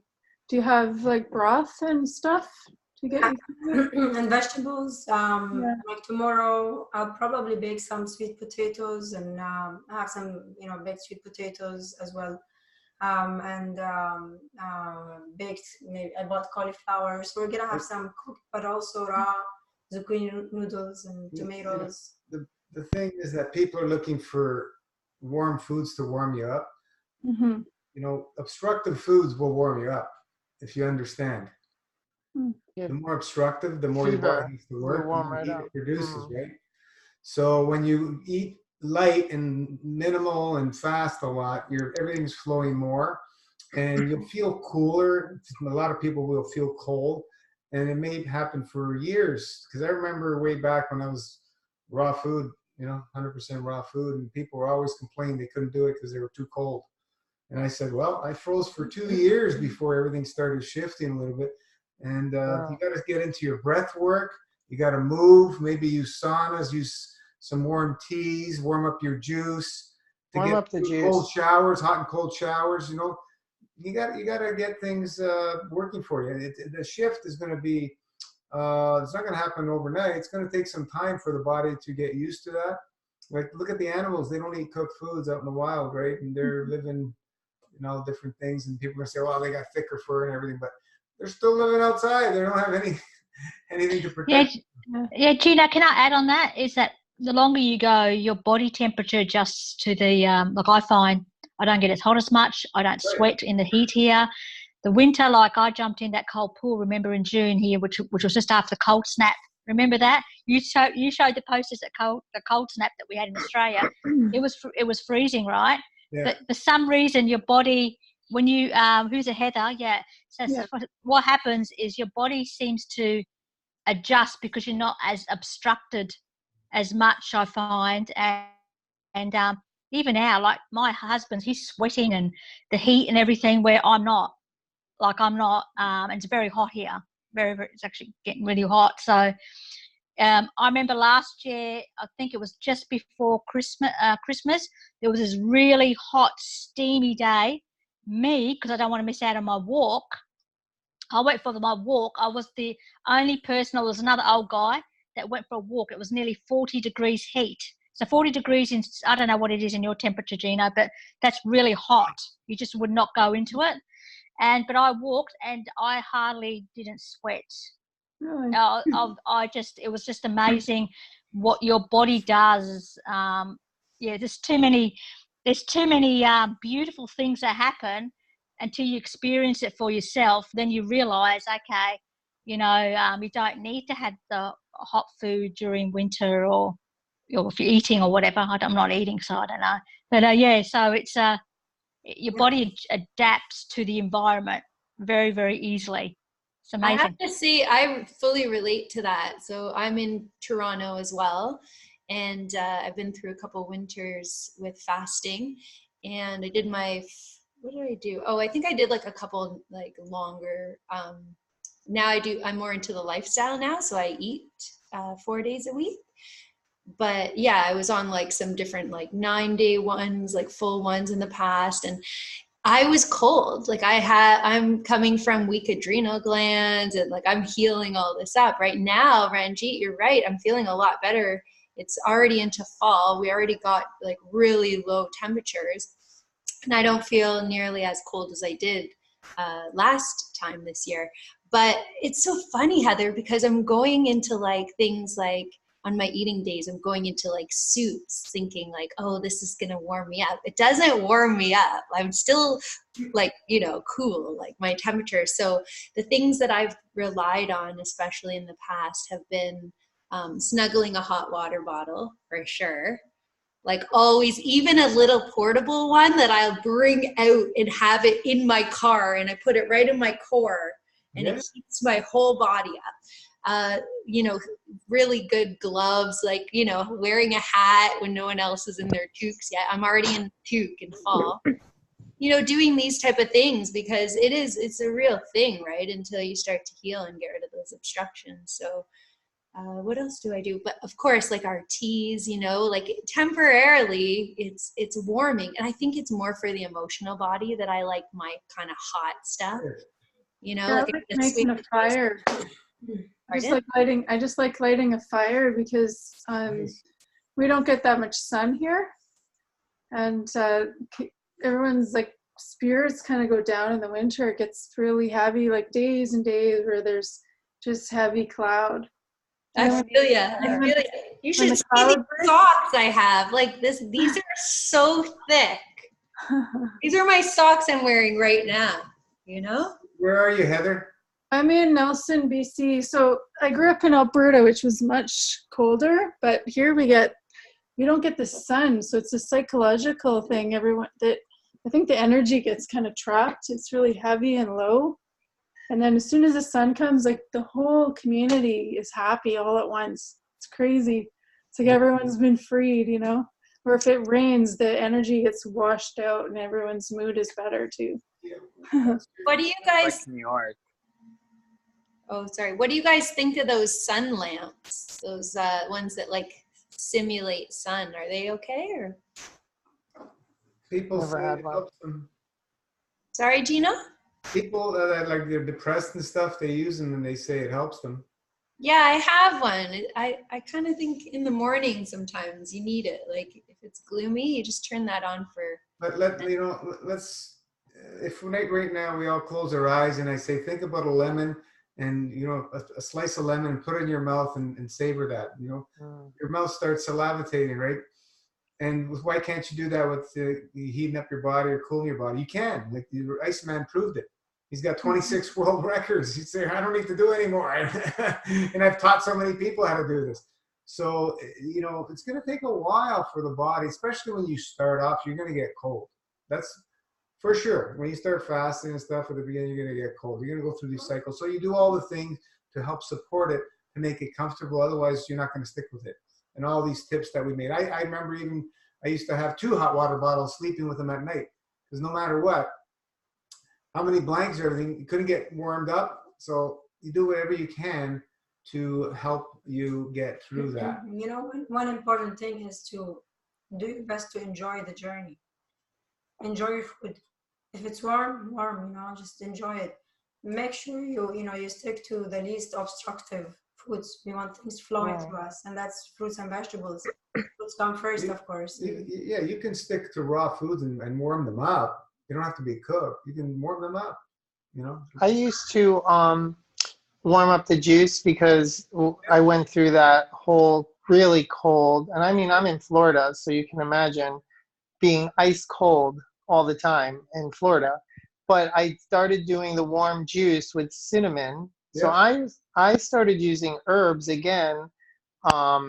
The cinnamon, for some reason, I don't know, it just, for me, it works great with tinctures, TNT. Sometimes if I just sprinkle some cinnamon and lemon, I can do it much easier. But I think cinnamon, and then essential oils, I noticed, I got into those because I had a healing reaction with a nerve damage in remember when I had foot drop? And my nerve was gone. And so I got into essential oils like peppermint and cypress and pine. And you'd be surprised, you rub that in certain parts of your body, like behind your knees, not a lot. You have to use a carrier oil or something like that. And I only, I got into using maybe oils only topically. So a good coconut oil or something that you like. But the smell of peppermint ended up starting to make me feel heated up. So it was interesting how essential oils and certain herb tinctures or the oils, the infusions of the oil is part of what helped me in transitioning when I was really, really cold. And it also helped nerve damage. But drinking something more, and then I would put chunks of mango in my kidney tea and heat that up and make it flavorful. I just strain it. I didn't eat any of the fiber, but there was something about it with the kidney tea and the fruit and the hot and the heat, and you'd have a cup of that at night. And I have to say, I'd be like, see, it was different. So it's finding something, like Gino said, where you have to make the best of it. You have to make it yours, and then you can do it. You will find the one way that you like to have it. So, but consciously, you can sit there and do some, meditations on just, again, if you want to be in a sunny place that's really warm, get there, start practicing that, and see if you heat up. Yeah, something. But it takes time. Mhm. because I was cold for many weeks longer. And even still, when I noticed the last one, I think it was 12 days, I still get freezing cold. I go a dry fasting, I'll go through a wave of freezing cold still. So, and it's not like a blanket or even anything can sometimes make me warm. So I lay down and I sit there and I try and make my mind make me warm, and it works to some degree, not always, but yeah. I'm gonna use the fireplace a lot this winter. Because someone like explained that, well, the energy of the sun is accumulated in the wood, and when you burn it, the light of the sun it's the same energy as looking directly at the sun, which is really amazing. So that's a huge like antidepressant. And I kind of take it in through my hands and into my heart.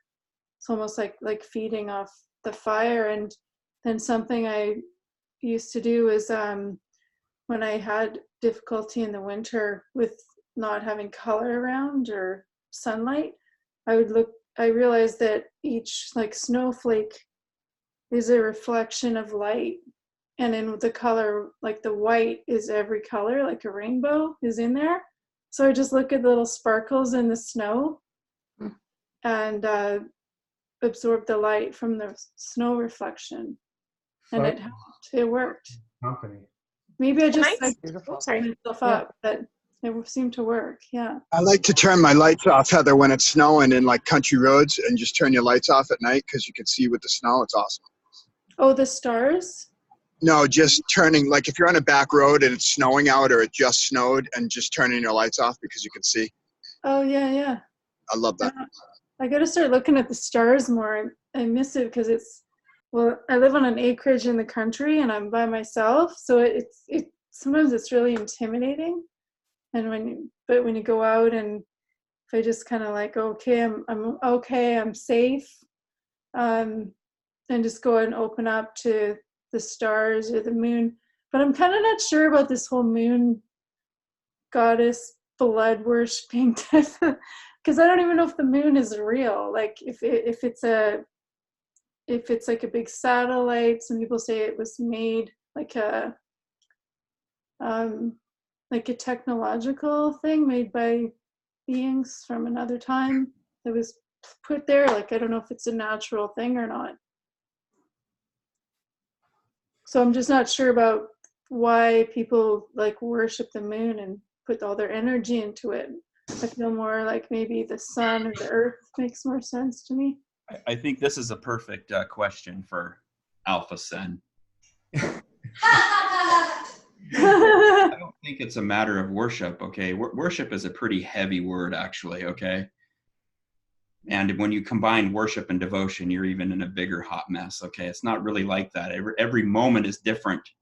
So it's hard to actually sit here and have devotion and worship to the moon for those reasons. But I will say this.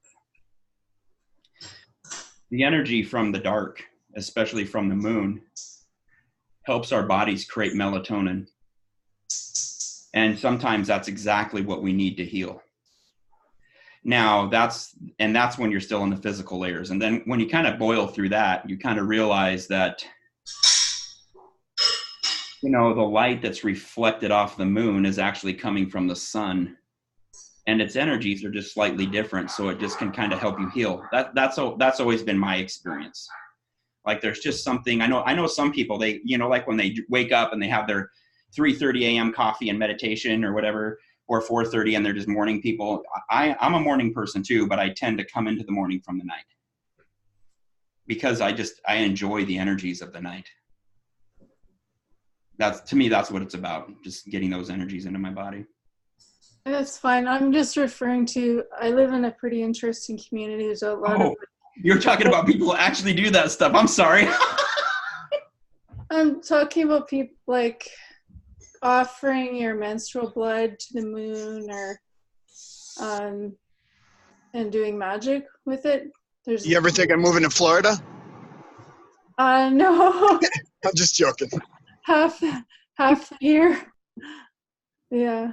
If you're Canadian, you can only go to the States for 6 months. I kind of like living in one place at the moment. Yeah, well, No. people worship all kinds of things. You know.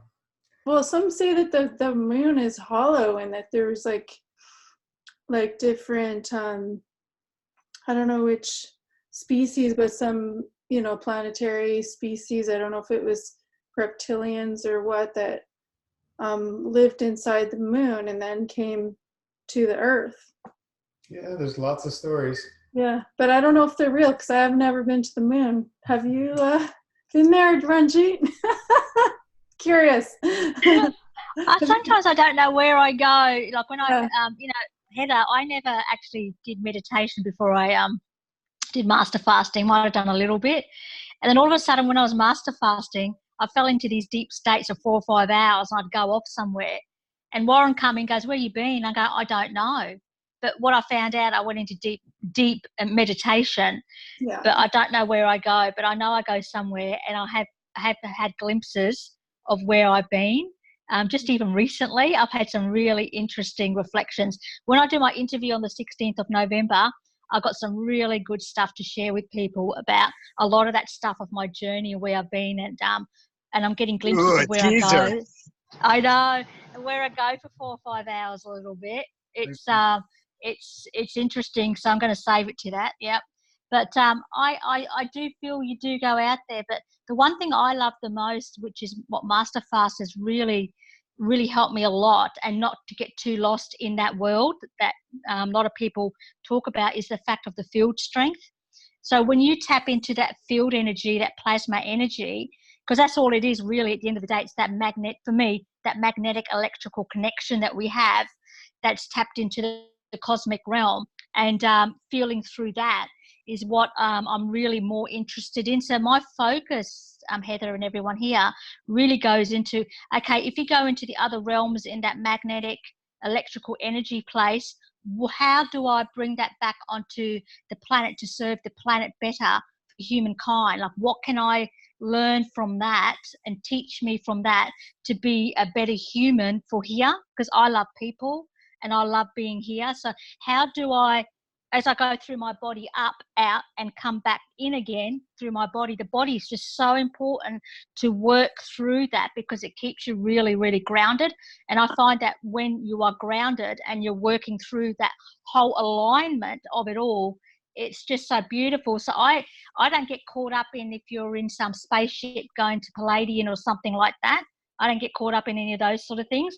I get caught up in more like, what is it that is my service through the divinity here on this planet for people like even us in MFS, because I want to serve here and have my relationships here. What does that mean? But field strength and that plasma field, that energy that we have, even when we do the dry fasting together on the full moons, you feel the expansion happen when more of us are tapped into that field, that it's actually quite incredible. Like you feel that energy and that heart space that opens. And I had a realization the other day, and I've shared it with a couple of people, was that why is it that I really truly want to keep hugging people? Like I just have this insatiable thing about wanting to hug people, like put my head on their heart space and really go into that. And I had to ask the question why. And the question why is that when we were a baby, you know, we wanted to be in the bosom of our mother so much, because that's the closest connection that we have to the divine at that time. So when we hug people and we're in that heart space, it's just so open, and you connect into that field of the divinity and the divine, it is the closest thing that I feel that you can feel in this, like in the physical, because we need to have that physical experience as well, in the body as well, through that field strength. You can't just have, you know, worship, like I know you don't worship whatever worship in the moon, the people that worship moons and stuff, that's their choice, but you can't just have that. I don't feel you've got to somehow, whatever you're experiencing through the fields and plasma fields and that energy and that electrical magnetic thing, that we are all that. We are the cosmic realm. We are made of the stars, moons and planets and all that sort of stuff. We're not made of dense matter.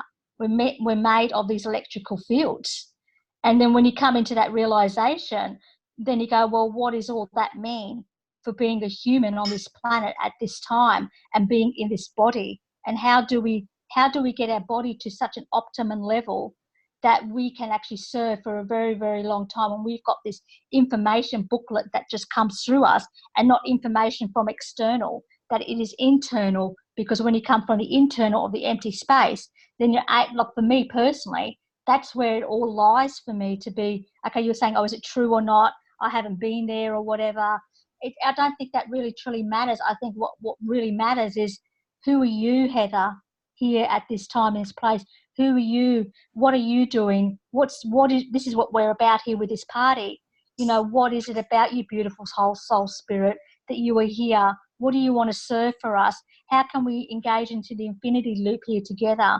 Like, what is it that you want, sweetheart? So the only thing I feel that the only way you get that, you've got to go inwards, in direct, eliminate all that information that anyone's telling you from outside for a period of time.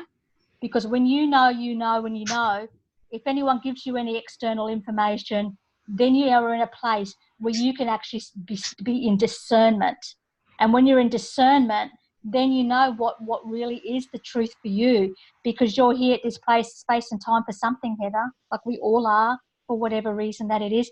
Enjoy the body, like enjoy the human experience. And yeah, but I've got some juicy stuff on the 16th I want to share. So, Yeah. I hope that helps you, sweetheart. I don't know. Yeah, I think I've had a huge amount of trauma in my past, and it feels like can I ask you something? Can you change the word from trauma to an experience? Because the energy around the word trauma causes a lot of disconnect, dissonance, and all that sort of stuff. Instead of it, because everybody has experiences.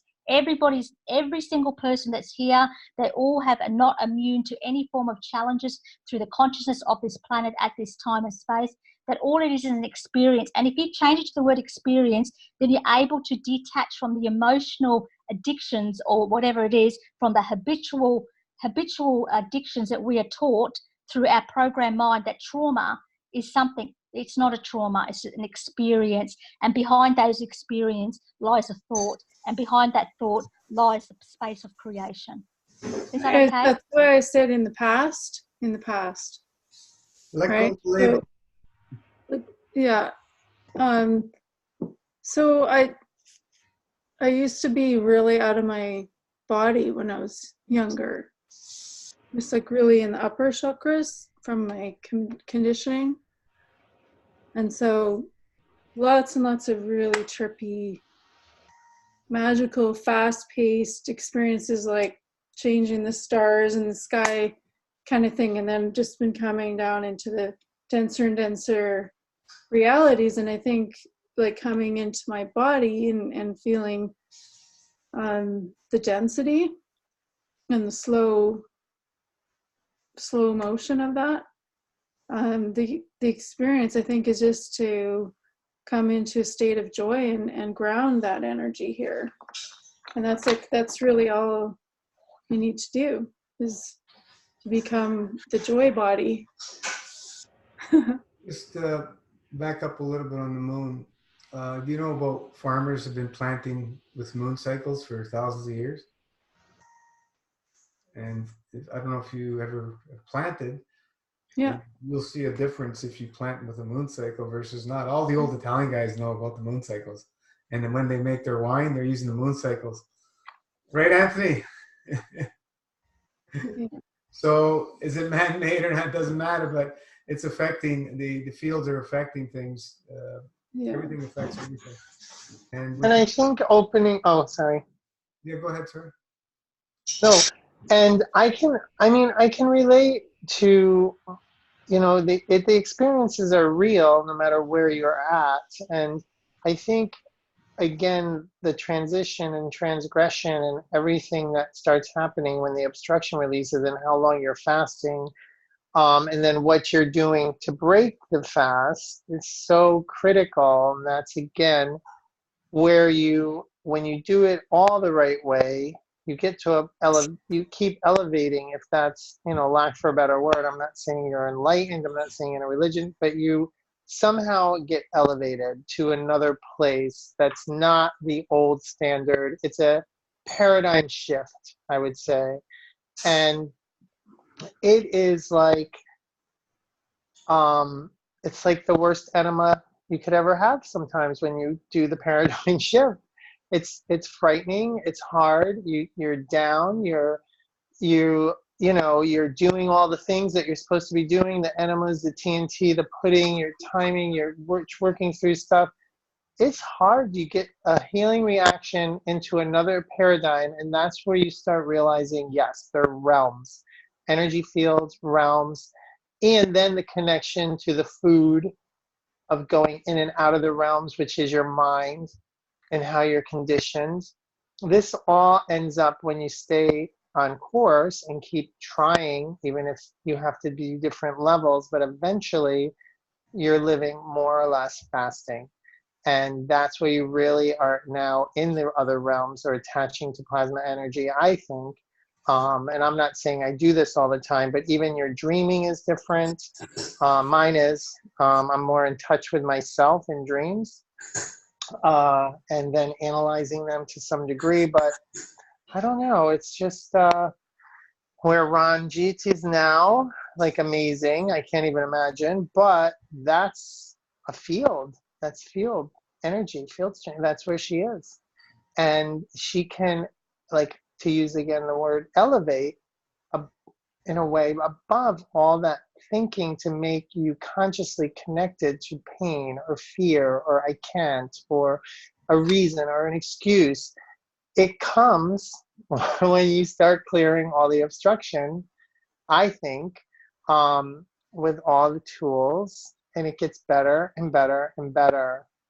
And then you decide, I think, for yourself, because we have a 3D plane we live on, and we are conscious of 3-dimensional living, but the realms are other dimensional. And there's your energy fields inside your body that you have to start paying attention to, which is your chakra system or your meridians, which are heavily tied to your lymphatic system and flow. So you do connect to your organs, your liver, your lymphatic, your spleen, your intestines, your colon, it all, the heart, lungs, brain. So you have to be starting to connect to these new realms if you want. And then that's when, I think you start finding your place that is geared towards you in doing this. And then you attract the people, or you have the family here of support, but the physical people in your world, in the environments, you kind of create that, or you go off on your own and you find what you need to do it, or with your family. You know what I mean? Like you have to sometimes distance. Hey, you mind if I say something to her real quick? Of course, Heather. Go for it. I'm just. Yeah. So a lot of the energy that's coming now, like Gino's saying, like, and it's coming, the vibe and the earth is higher, whatever. A lot of people. So I've been in psych wards and I've done a lot of that kind of stuff. I've had to deal with a lot of that. Oh. Yes. We have to stay grounded. What most people are missing, the people that are off in lands that have titles, just like what we're using, they're not grounded.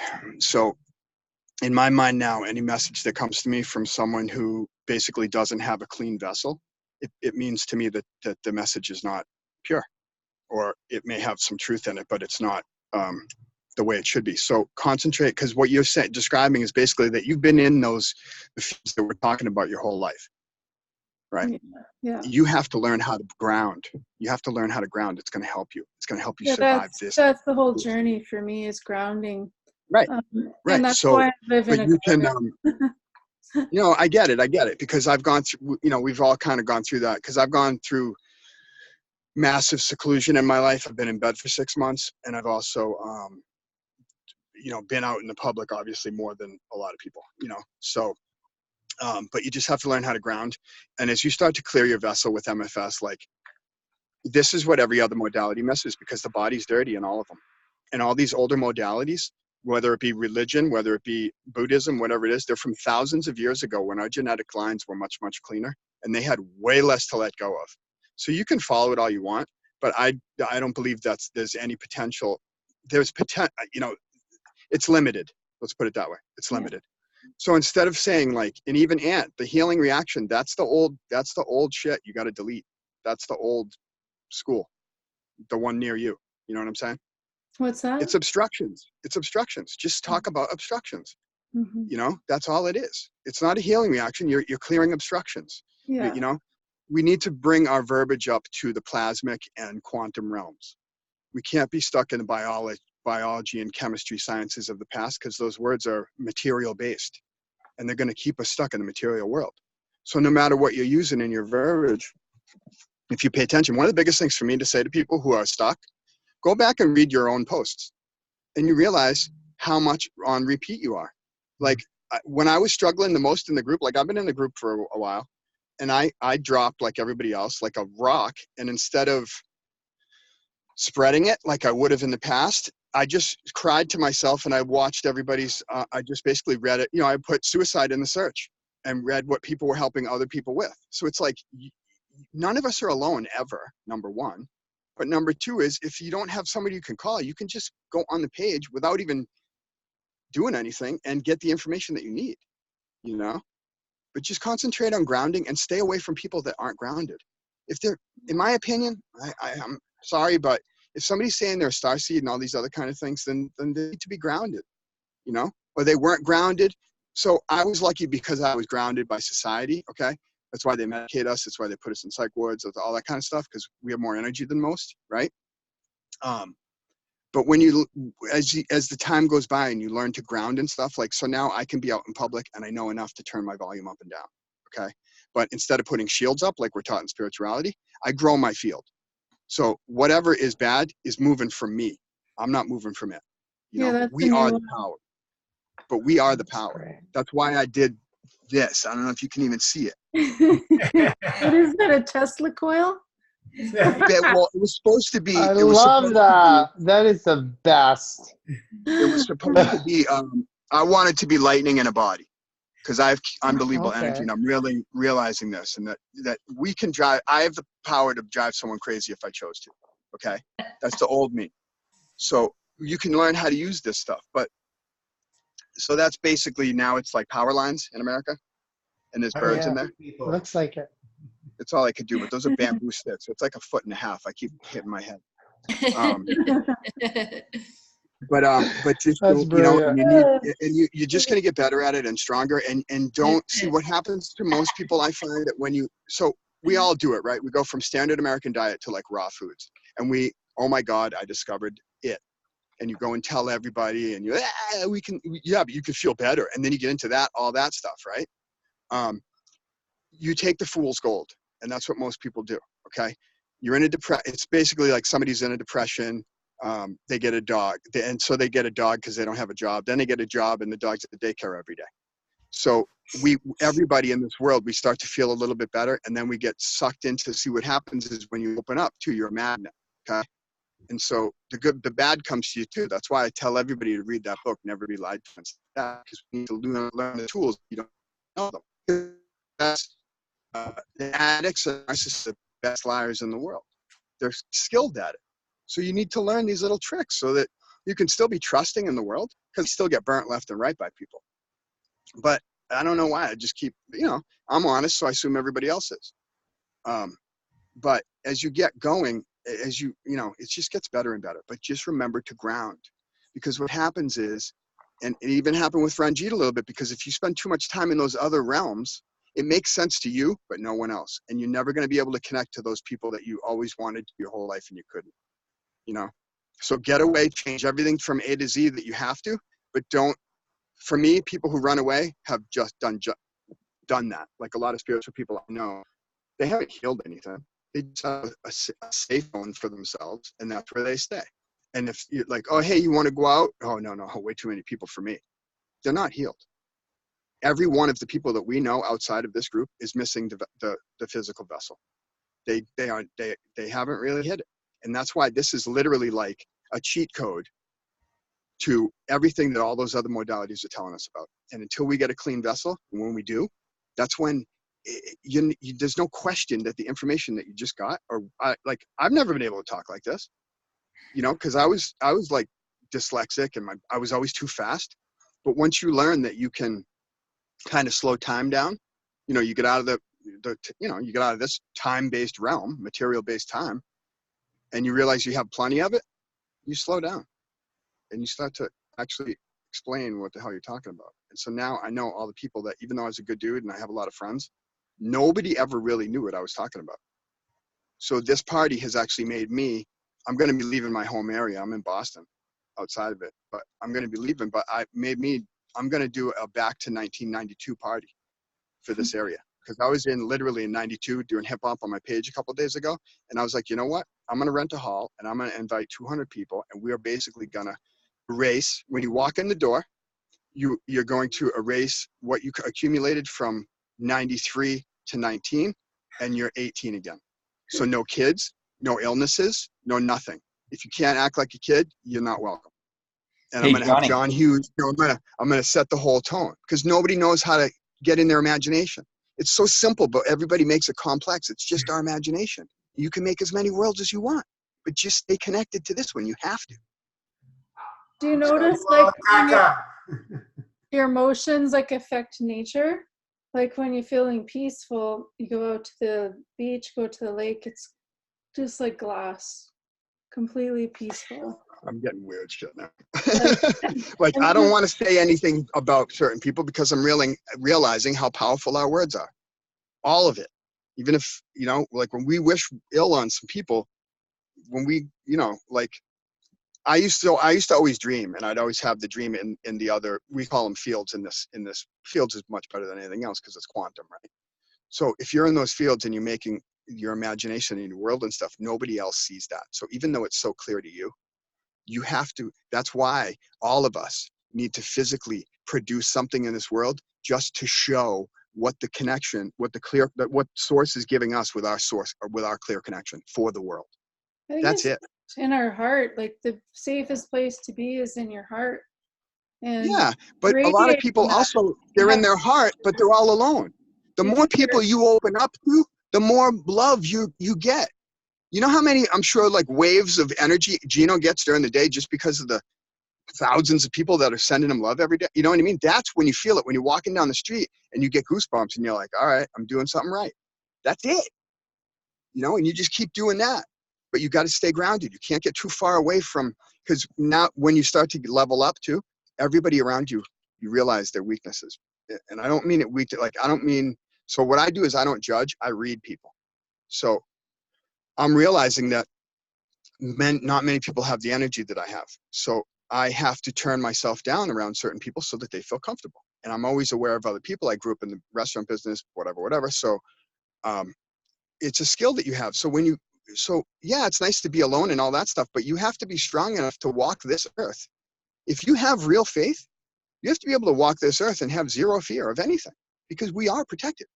Whether any of us really know, I don't know how much people have tested that theory. I have.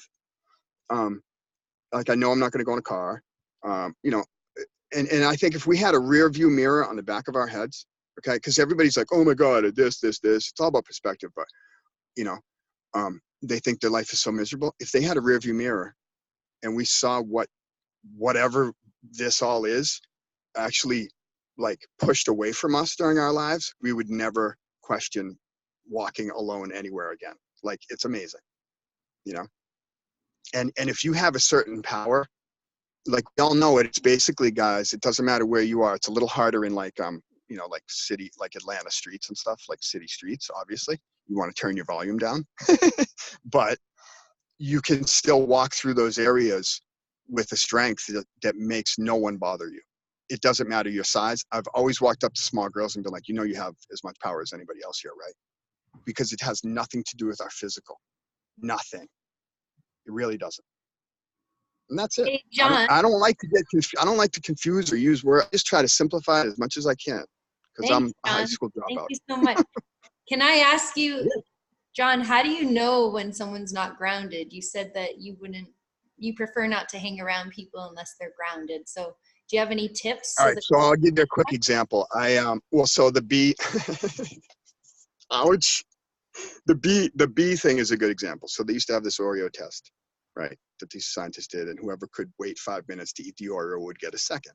Some kids couldn't distracted would concentrate on the Oreo and eat it. Some could be distracted, and the ones who were able to ignore the Oreo were successful. So I think if you put someone in a room and you put one bumblebee in there, that's a really good test to check their emotional balance, number one. Number two, what was the question again? How do you know if somebody's grounded? Like, what are some telltale signs? Like when you're first meeting Oh, you can. It's really easy. It's really How do you easy. know? It's so easy. Well, the first thing is their language. So if they're using words like, "Oh my God, this is crazy," huh? That book that I tell everybody about, whatever words people use right off the rip tells you more about them than you know. So if somebody says, "This is crazy," "Oh my God," they think they're crazy. You basically, whatever verbiage somebody uses, you can just turn around on them and just go, "Okay, so she has OCD." Or she, whatever the title, whatever the title's on. It's that easy. And then so that's the verbiage. And then of course the feel, we all kind of know when somebody doesn't feel right, but like with the full moon the last couple of days, everybody's antsy. So everybody was a little testy, and I know enough that it's not even them. So it doesn't bother me anymore. That's how you get above the fray. And I play with the parasites in my body now too, because it's like you hear them, the old, what we used to think was hunger pains, is those suckers moving around. And I'm like, I don't think so, buddy. I know, you know what I mean? Like, just get above it all. Our mind is capable of getting above it all.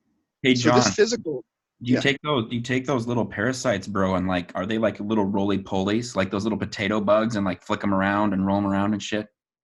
I don't go that deep. Well, I name them. I name them when they leave sometimes, and be like, "Bye, Steve. Sorry, buddy." Guys, I feel when I feel my body. But that's it. And so what happens is, even though you may break your fast and everything else, this is such an incredible all three mind, body, spirit. You're detoxing it all in this protocol. So even when you stop, you're still detoxing. Everybody's freaking out because they're not doing it right, and it's like you're still letting go. You're bawling for a reason.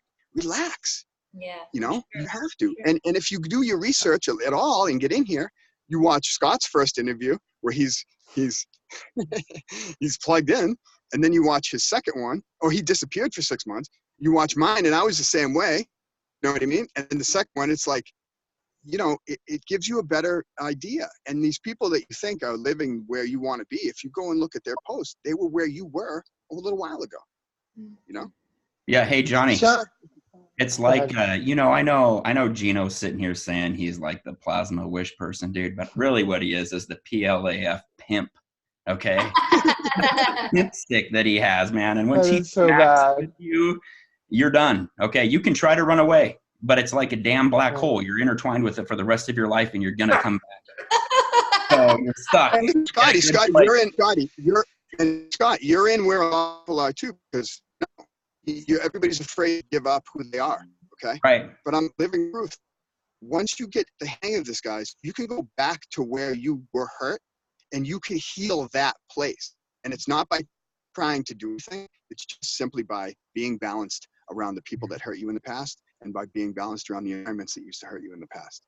And then now when I leave, when I go to Peru, I'm not running away. I'm going to gain more information so that when I come back around, I can update you guys. For sure. So, Can I Gino, share something? go ahead. Yeah.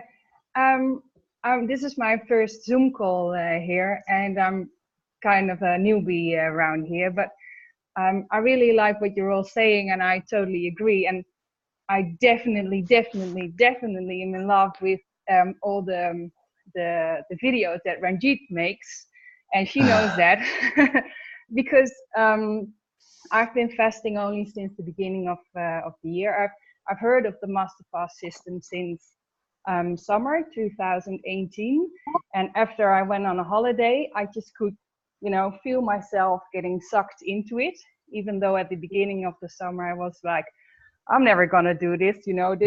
Was gonna live off, juice only and stuff like that. But then, I could feel being wheeled in. And in January, I started dry fasting. Then I added, the weekly dry fast, the monthly, even the seasonal. Then Ranjit started making her big move on screen, and she keeps showing up with dates and stuff like that. And I heard Rana and Gino, of course, worked on that as well, which is really amazing and helpful, because you know, Facebook is just telling me when to do what, and if Facebook doesn't do me well, even my body is telling it already to me now. So that's great. And I heard Heather talking about fears, and you know, because you were living alone and stuff like that. And I totally agree with John. You know, it doesn't matter how big or small you are, you can change your energy. And I've always known that, but my head was in the way all the time. So what I just did, I just started flushing out all the caca, Gino would say. And trust me, there's heaps of therein still in there. I know that, but I can already feel the change. And by looking at the videos that Ranjit made, somehow it clicked into my system, and I know how to let go now. It's like so simple. Like even things in my head, I'm like, oh, I can let this go and flip it just like that. And I'm not even in for a year. I haven't done a full fast or anything just yet. You know, not with. I only got kidney herbs, no tinctures yet. But like, if you really want it and focus, the changes can be quite rapidly and fast. And especially if you learn to even relax in it. And, you know, I even eat chips and stuff like that and flush it out and then try to go back. But still then it works, because I feel I'm being sucked into it every time I do a dry fast. And yeah, it's just like you guys are saying, then everything in my mind is already changing and shifting, and, you know, and so, yeah, everything you can change. And now I understand it now. You wish it's your command. I was thinking something about my daughter, and I'm trying to change her diet as well. And I was like, oh, she's never going to eat that. And I was like, oh, I do this. And then, you know, I start shifting it and things change. And she's now drinking kidney tea with me. And when I have my bubbly, she's like, oh, Mom, can I help you make it? And I give her just a fake bubbly with, you know, lemon juice and the grape juice. And she's already saying stuff. No, Mom, I don't eat anything. I'm fasting, or I'm breaking my fast. And she's like 3.5 years old. So it's kind of contagious, the stuff as well. And even my partner, my sister is joining the club. My other friend Miriam, I think maybe you've seen her on the page. I know Ranjit and John, you reacted to her posts. And so it's true. It's like magic. And even when you focus, like Ranjit said, drop the email bombs that you get, you know, from all companies or people that you follow. Don't follow them anymore. It's really easy. And even if you relax into it, then it's starting to get fun. And before you know it, the whole family is doing it, you know. It's kind of hilarious. And I'm getting less scared, you know. I used to have so many fears for, I don't know, about everything. And also being alone, you know, Heather. And you know, and now it's getting less and less and less. And I start to feel the shift from my head into my heart space. And now I feel that I'm becoming a different mother, you know, because I'm talking from a more love space now. And, you know, I haven't even done a long fast or anything yet. So this stuff is really, I find amazing. And, you know, when I hear all of you talk, and I'm like, oh my God, I've got so much stuff to learn. And I had one beautiful experience, and I shared it with Ranjit, and, you know, I wouldn't mind sharing it with you as well, because I was lying in a bathroom and doing enemas, and I was looking at one of the videos of Ranjit and sometimes Gino as well. And so the enemas were done, the Ranjit was done talking, and I said, oh, thank you so much for that info. And right away, I was in a different realm. I was a mermaid and I was swimming, and it was so brilliant, and I was so psyched that I messaged Ranjit straight away, and she was like, oh my God, you got it, you know. And I didn't even have to do anything for it. It was just there, you know, without any effort. So yeah, I don't know, I was just wanted to share something because of what John said. So yeah, it's really cool to be here. That's nice. That's great. Yeah, that's definitely great. Yeah. And it's like, the more I do it, and especially and when I ease into it, you know, and have the time, that's when it starts to when it gets fun. And yeah, and that makes it even more easier. And that's when I can actually feel what my intentions are, you know, for the new season and the new moon and stuff like that.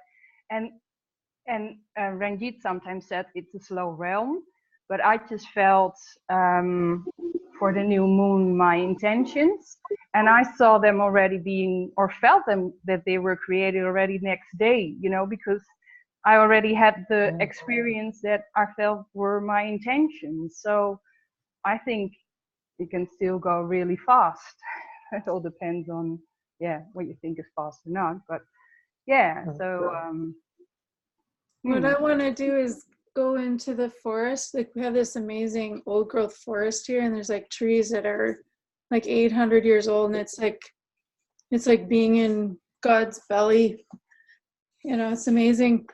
But I'd like to go there myself, and that's probably one of the things I haven't faced is going in the forest and sleeping alone at night in the forest. And it'd be nice to like go fasting, because there's like cougars and bears and wolves and coyotes and, you know, everything out there. So that would be. Hey, Heather, I'd wait till you increase your vibe before you do that. So you can scare them off instead of them being like, what's this? What's for dinner? I'm around in there all the time by myself in the daytime. I just haven't done the nighttime. That's the thing. At night, you can feel vulnerable because there's like cougars around and everything. And in the day, I don't really care, because I'm like, I'm not scared to die. Like if I die, it's all right, because you can't really die, you know. Like we're immortal. No. So. But isn't this speaking to, like, not to cut you off, but like Jonathan, you were talking before, you know, even about, you know, like turning down, you know, going places knowing already like you're turning things down, like yourself, like, you know, you feel it. So that is the mirror of truth that these, I think in the beginning, and we talk about it so much, or it comes up so much, the mirror of truth is, to me, again, it's in that progression of where you're at, and then the obstructions releasing, and whether you're alone or with people. I think, Caroline, how you're kind of like, you're spreading an energy to your family, just allowing it. You're not forcing it. You're not saying the baby has to do this, or your partner has to do this, or even you have to do it. It's this thing that keeps, like, again, you face your own truth. You realize something isn't about out there anymore. It really is about in here. And it could be in the beginning, the cleansing, and that's part of it. So we have to kind of keep going and progress. And then you're facing your mirror of truth each time. And it's not like you're standing in the mirror once. It could be like a couple of days in a row, and then you're like, okay, what was that? Or it can be even longer, or it can be less, or you have these breakthrough moments with enemas that are like, wow, that was a couple of days of what is going on. But you change in yourself to not say, I'm not this anymore, but I allow it all. Like, and then you evolve closer to your truth and your realms that you want to really live in. Right? That's the mirror of truth that we face every single day on MFS is, you know, even if I wasn't, you know, when I wasn't being invited places anymore, and I knew that my friends were, well, who I thought were friends, I mean, it became very superficial, but I was making new friends. I didn't know at the time that I was making all these new friends, but I actually was that way making new friends.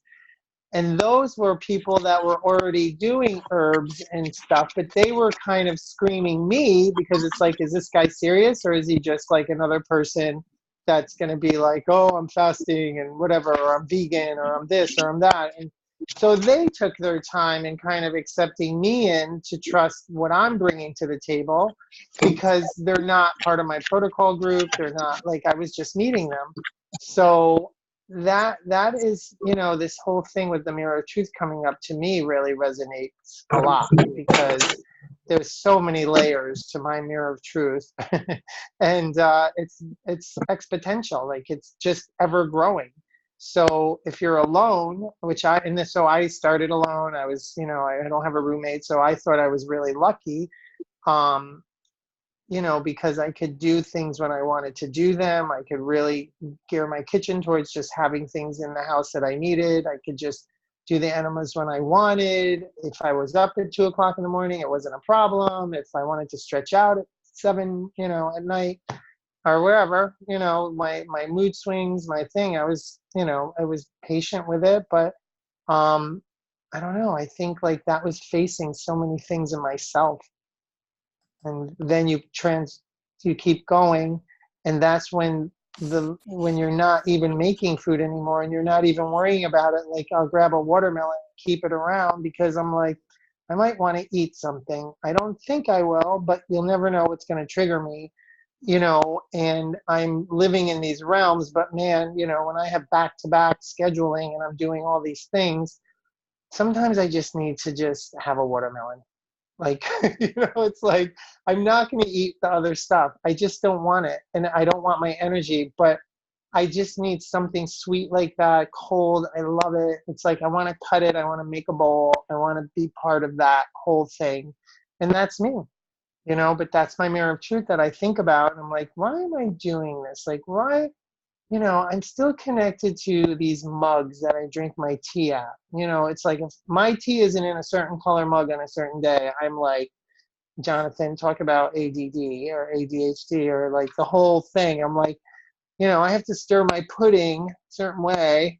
And then I'm like, I do all that stuff. But again, less and less. And then I realize, okay, I don't need this bowl to make pudding in. I can make pudding anywhere.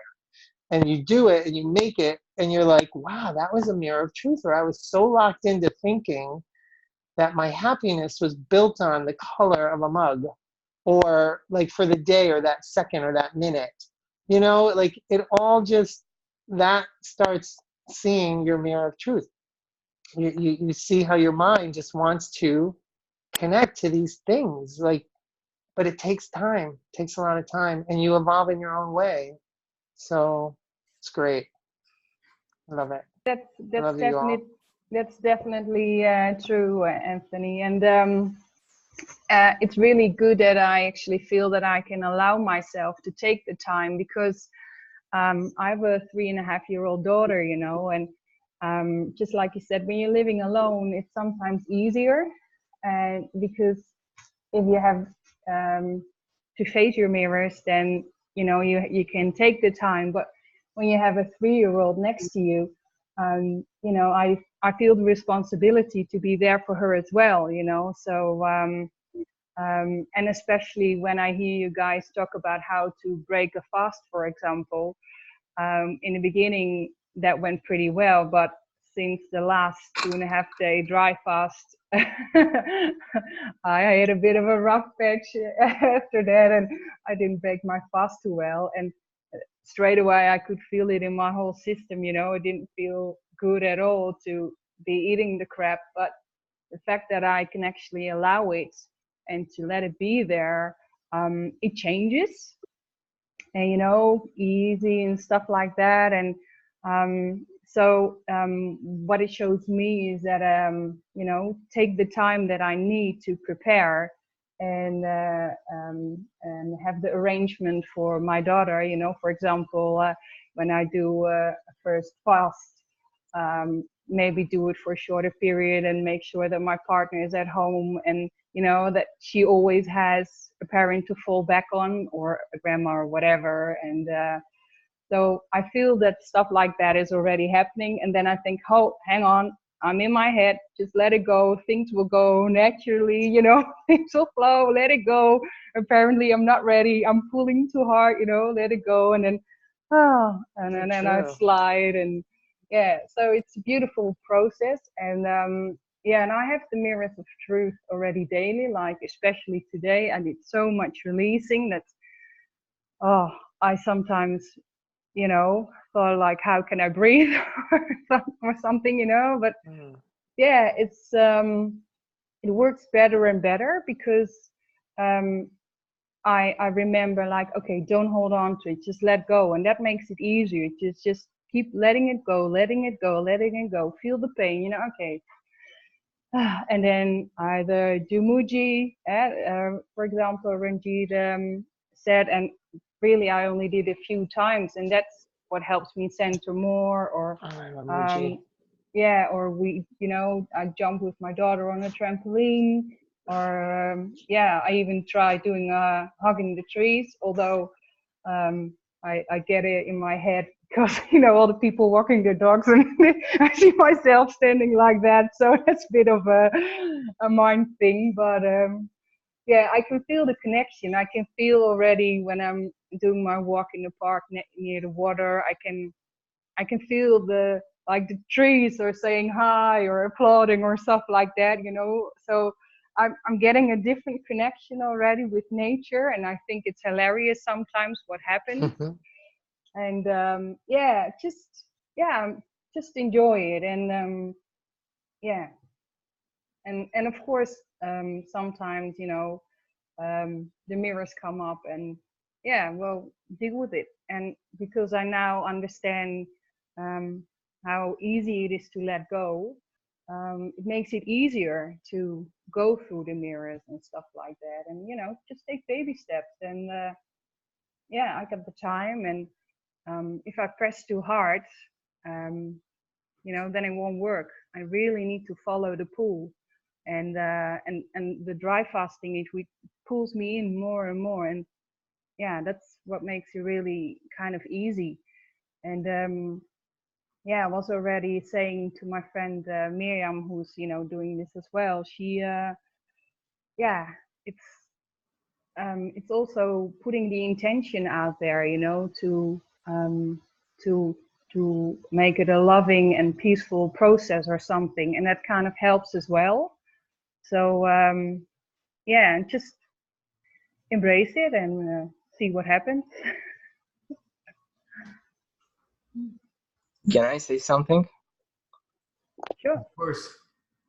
I wanted to say something about how to stay grounded, and I think it's about changing your awareness really from your mind or your emotions to your body, and to be aware of the awareness around you, how Eckhart Tolle puts it.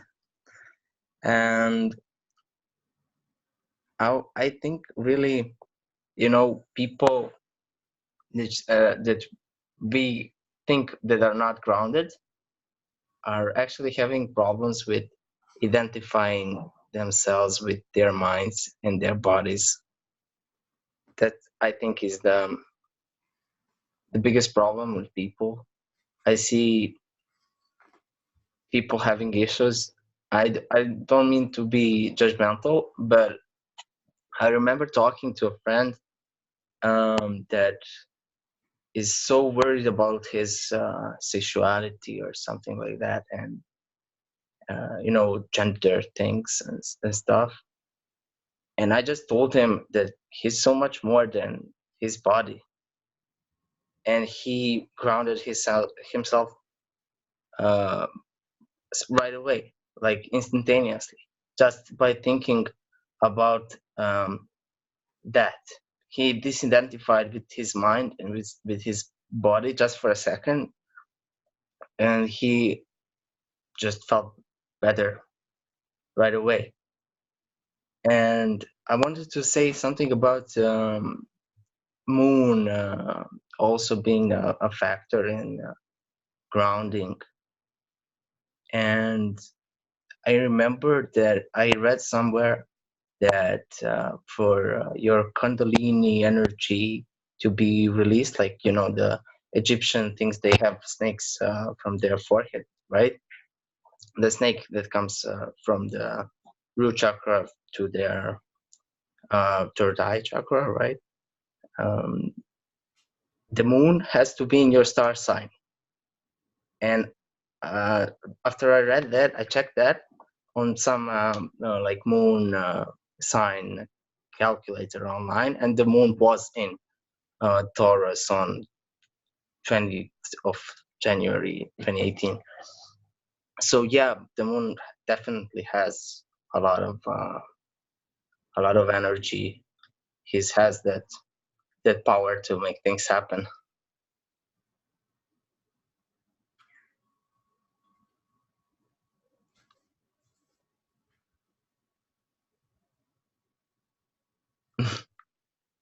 Well, Gina, the cycles are always important, aren't they? You know, like with what Eurus is saying, you know, how that whole planetary stars and that, how it connects back into here, and how we, with our protocols with MFS, doing the new moon and the full moon now is so, you can see how important those cycles are, you know, even into the body. You know, I think, Rana, you're talking about even for women, you know, with their cycles and stuff and how they get lined up, and everything seems to line up really, really quite well with season changes, moons and cycles, and you know, you see it all affecting here. So do you feel that's becoming more, much more important with our master fasting system and moving into that, you know, like the cycles and stuff like that, Gina? I know you've known it for a long time, but I've just known it, like with the protocols when we do our 3-day dries, you know, it's that 3-day dry is probably,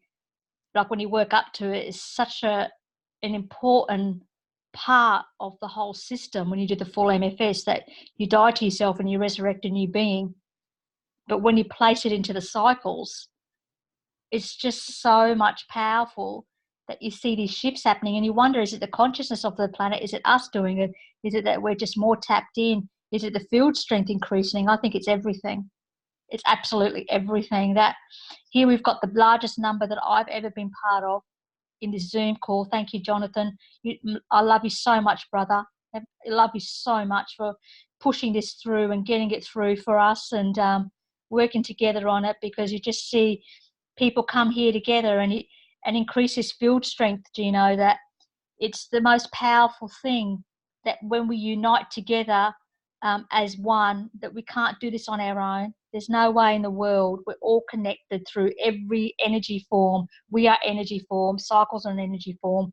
We're all energy form. And then when you link it all up and you see these patterns forming, because I know I saw this, I know you were telling me last year about it, but when you actually experience the patterns forming for yourself, when you're actually in the experience, that is the most powerful thing that you go through. And there's no way in the world that you cannot share it, like what you've done, Gina and Rana. There's no way in the world that you can't share this realm. It is so much from the divine that, like, when I entered into it, I knew already it was from the divine, you know. And when you feel everything else connecting, and those whatever patterns or codes or recoding that happens through your body and everything like that all lining up, you know, the Master Fast system is something that's just so powerful that once you enter into it, you're right, Scott, with what you say, that, you know, Gino is the pimp or vet plath, because you can't get away. You are just in. There's just no way that you can escape this, because I think I put a post up at Struggle Street. It's so true. When you have knowledge and you have knowing and you understand and you've gone through this path of de-obstructing the physical body form and going through this process, there is no way that you can actually escape it, because you will always, always come back to this, because there is nothing else than this, that going towards a natural state, utilising the cycles, like I think that you put that post up about the Aboriginals, the Indigenous people of this country, is that it's so powerful that when you tap into that information knowledge within inside of you, you know, even though we get guidance from everyone here and we see that, but when you tap in, it starts affecting, you know, like Caroline, you made me cry so much because how it's affected your child and your family. Like, that's just so much more powerful than anything else, my sister. That is just so much powerful than anything else. Because what's going to happen to your child when she grows up? Yeah, And I know.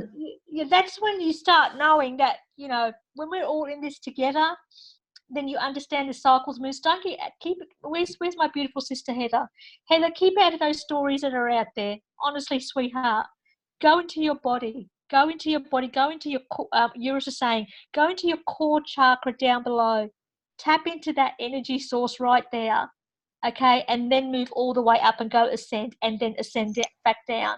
Because when you know this stuff and you see these patterns forming, you just go, wow, this thing that we have here is one of the most powerful roadmaps and tools if you really just surrender. You just surrender and fall into that space of complete bliss of surrender, and let your ego go. Let that, all that mind and intellect just go, that programming, and you just fall into that space. When you truly trust and fall into that space, all knowledge and information is given to you. You don't need anything external anymore. You have it, the power in you beyond the power source of all powers when you tapped into the divine. It's all that is. Everything else that what's his name, Joe Dispenza, I ended up watching that video, Gino, and Bruce Lipton, Craig Braddon. Do you know we have that information? We have that information in us. We don't have to talk about stuff. You live closest to the natural state as much as you possibly can, and you tap into the cycles and the season changes, and we stay connected together no matter what you're going through, because we will always, I feel you, every single one of you in your lives. I feel what's going on and everything, and I'll do, that's why I do the moons, because it's just such a powerful reset to bring us all back in and, into MFS realm and help us, because what Gino's done with this protocol, when I first started it, you don't know the power of it until you actually experience. I don't know, Gino, it's 433 days, okay, full MFS, 36 days of eating. It's not about the numbers, but when you really understand what's really going on, it's fine. Like I've just been told by Source that, Ranji, get ready again. You're going to actually be shredded even more. So I'm going to be shredded even more. I'm ready for it. They said the reason why is because there's still blockages in my physical form, because the energy that I'm receiving now is so powerful that I can't move it through. And I go into the realms to help me move it through, because it's just so intensely powerful. And I just say to myself, I surrender and trust in all that, because I'm not worried about if I go to skin or bone or whatever happens. It's always about your body regenerates anyway. They said we will be regenerating you. So it's like, what do you do with that? You don't. There's no fear. When you eliminate the emotional attachment to fear, when you realize that you can lay down with the lion, that you don't have to run from the lion. You were saying that, Heather. When you realize you can actually lay down with them through the consciousness space, then there is no fear. There is no fight, flight, freeze mode anymore. There's only beingness through this expression of energy form that we have, that we live through. I've just, like when I do my interview, honestly, there's so much down recoding that's occurred in my body that, I'm looking forward to sharing that with everybody. But Gino and Rana, and John, thank you as well. How can we ever be so grateful for this roadmap that we feel today and the impact it's already having? Look, how beautiful is this space? I personally am forever eternally grateful for my life now. I love you so much. Don't worry, I've been crying. I had a big crying session on my new moon, and while I was crying halfway through, I was actually laughing while I was crying when I purged, because I knew in about an hour or two I was going to be in bliss state, and you know what? In half an hour, I was up with the divine, because I released. Yeah. We're always purging, always purging. Awesome. Yeah. Gino, Rana, I have a question. Actually, I have a couple of questions that I wanted to share with you and get your thoughts and ideas, just to make this simple for me. I'm on MFS Hybrid, and there are times that when I eat, I'm hungry, but if I don't eat at that time, I'm not going to have a chance to eat later.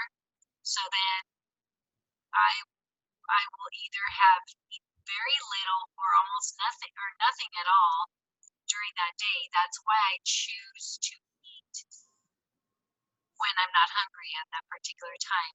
And then my second question is, I'm going to be traveling back to Texas pretty soon. And so I'll be in a position where I won't be able to do enemas for several days. And was wondering if just taking Cascara Sagrada would suffice for those few days, just until I get home. I think most people eat when they're not hungry. What's true hunger? I don't even believe there is such a thing. We eat to nourish our emotions. That's really what eating is all about, I feel. And it's why we're always emotionally starving, because you can't feed emotions with food. But we do it because we've been programmed for so long to do that. And we believe that we have to do it.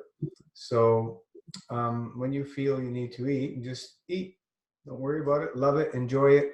Every moment, every flavor, every aroma, and embrace it. You know, let the body do what it has to do. You're on hybrid, and if you don't have to do enemas, you know, use the herbs to help. Okay. Yeah. Cascara Sagrada, or you know, if I'm like senna is it's a laxative, but that there, you know, if you use it very occasionally, like, you know, once every few months, or no big deal, you need it to move, use that. Okay, that's helpful. I wanted to get some input on ways to do it and keep it simple at the same time. Yeah, always look to make things simple so you can enjoy it and love it and continue, because if it's not simple, you're not going to do it. Yeah. Yeah. Thank you. There's a problem with your voice. It fades and goes, maybe a connection or something. I am hearing it from you as well. Can you hear me better now? I moved my phone. Okay. Thank you. What about Mercury in retrograde?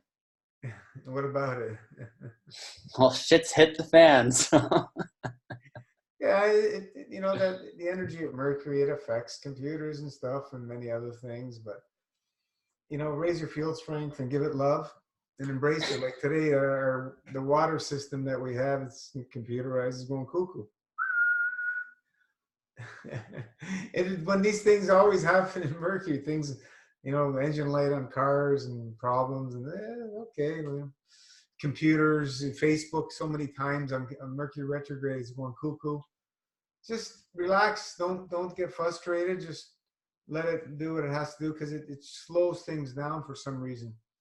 And just enjoy it. No big deal. I don't focus started my first day at a new job, and well, I trained for 2 days, but today was my first day alone, and like the computer just wasn't working, and there was like a huge event. A million people were coming in the store, and I was like, wow. But I got through it. I mean, with a little bit of patience and determination, you can get through anything. But it was a fun day, you know. Yeah, like I think it was last year, the grocery store, big grocery store here, the computer shut down. Nobody could pay with their credit cards. Wow. It shut down for I don't know how many hours. Everybody had to pay cash. Who's got cash anymore? You know, so hey, Oliver.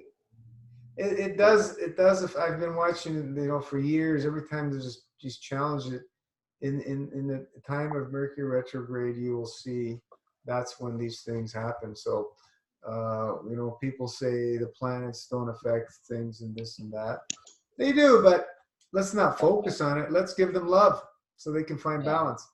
And also to be in the observant state, you know, like instead of getting mad and getting heated and feeling all flustered. I mean, when you're in the observing state, you don't feel that way. Like the way I think about it is sometimes I'll be in the car with someone driving and they're screaming, they're cussing when people cut them off and stuff. And it's like, when I drive and people cut me off, I don't even honk. I've like literally never used a honk in my car. Even when people like really cut me off or like something dangerous, I just don't have that reaction to honk at people. I'm like, okay.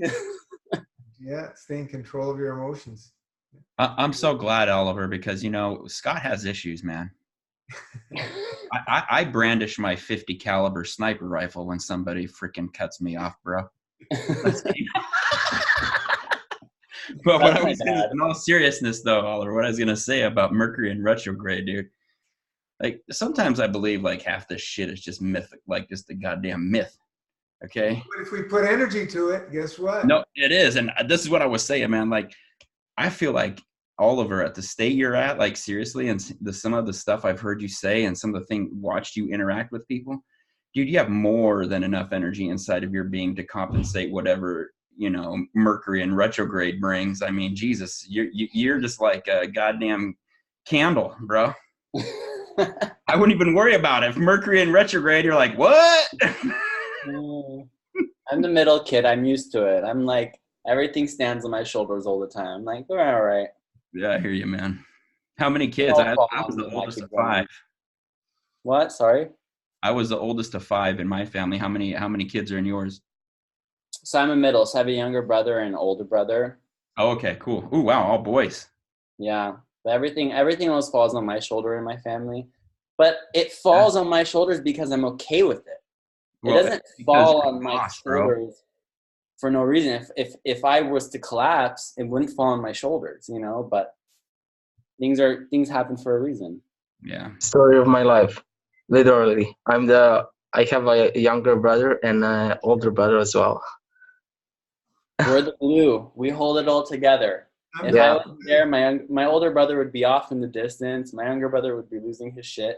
But we're the glue. We hold it all together. We hold it on our shoulders, and we love it, Yeah, we're the quiet ones. They're all the ones doing the complaining. Yep. Well, we're at almost 3.5 hours. We're gonna do all-nighter or all-dayer. Well, if we're gonna do an all-nighter, Gino, then Ranjit needs to pump up her music system so we can just start dancing, dude. Pocket, man. Alpha Sen wants some goddamn like energy fields, baby.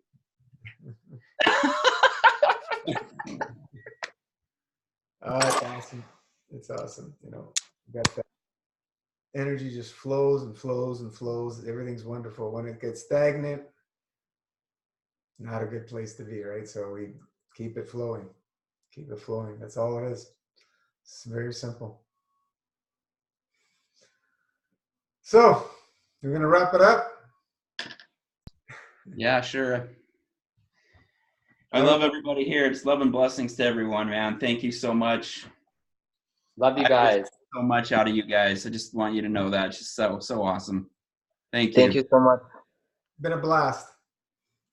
Thank you for everyone coming on. Thank you so much. It's so good to see everybody. Love you so much. In love. Thank you, everyone. It was I love you guys. Magic Oh, thank you, everyone. Ciao, ciao. I love you guys. Bye, Inga. Thank you, everyone. Take it easy. Bye. Bye, everyone. Love you. Bye, Rana. See you soon. Love you, sister. Stay warm.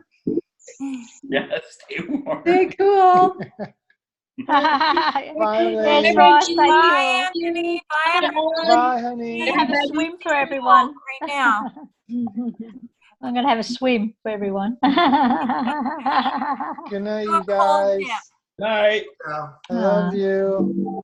Love you. Bye. Good night, Gino and Rana and your sister. Bye. Yes.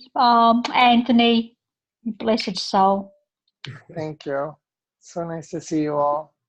Yeah, you too. Really Yeah, same here. lovely. Good to see your face. Yeah, it's good to see your face. Yeah. You're so beautiful, My hair. brother. Look at it, love it. Yeah, just look on the, yeah, I know. What do you do with it? Sorry. Bye, There viewers. it is. Have a good one. Ciao. Bye.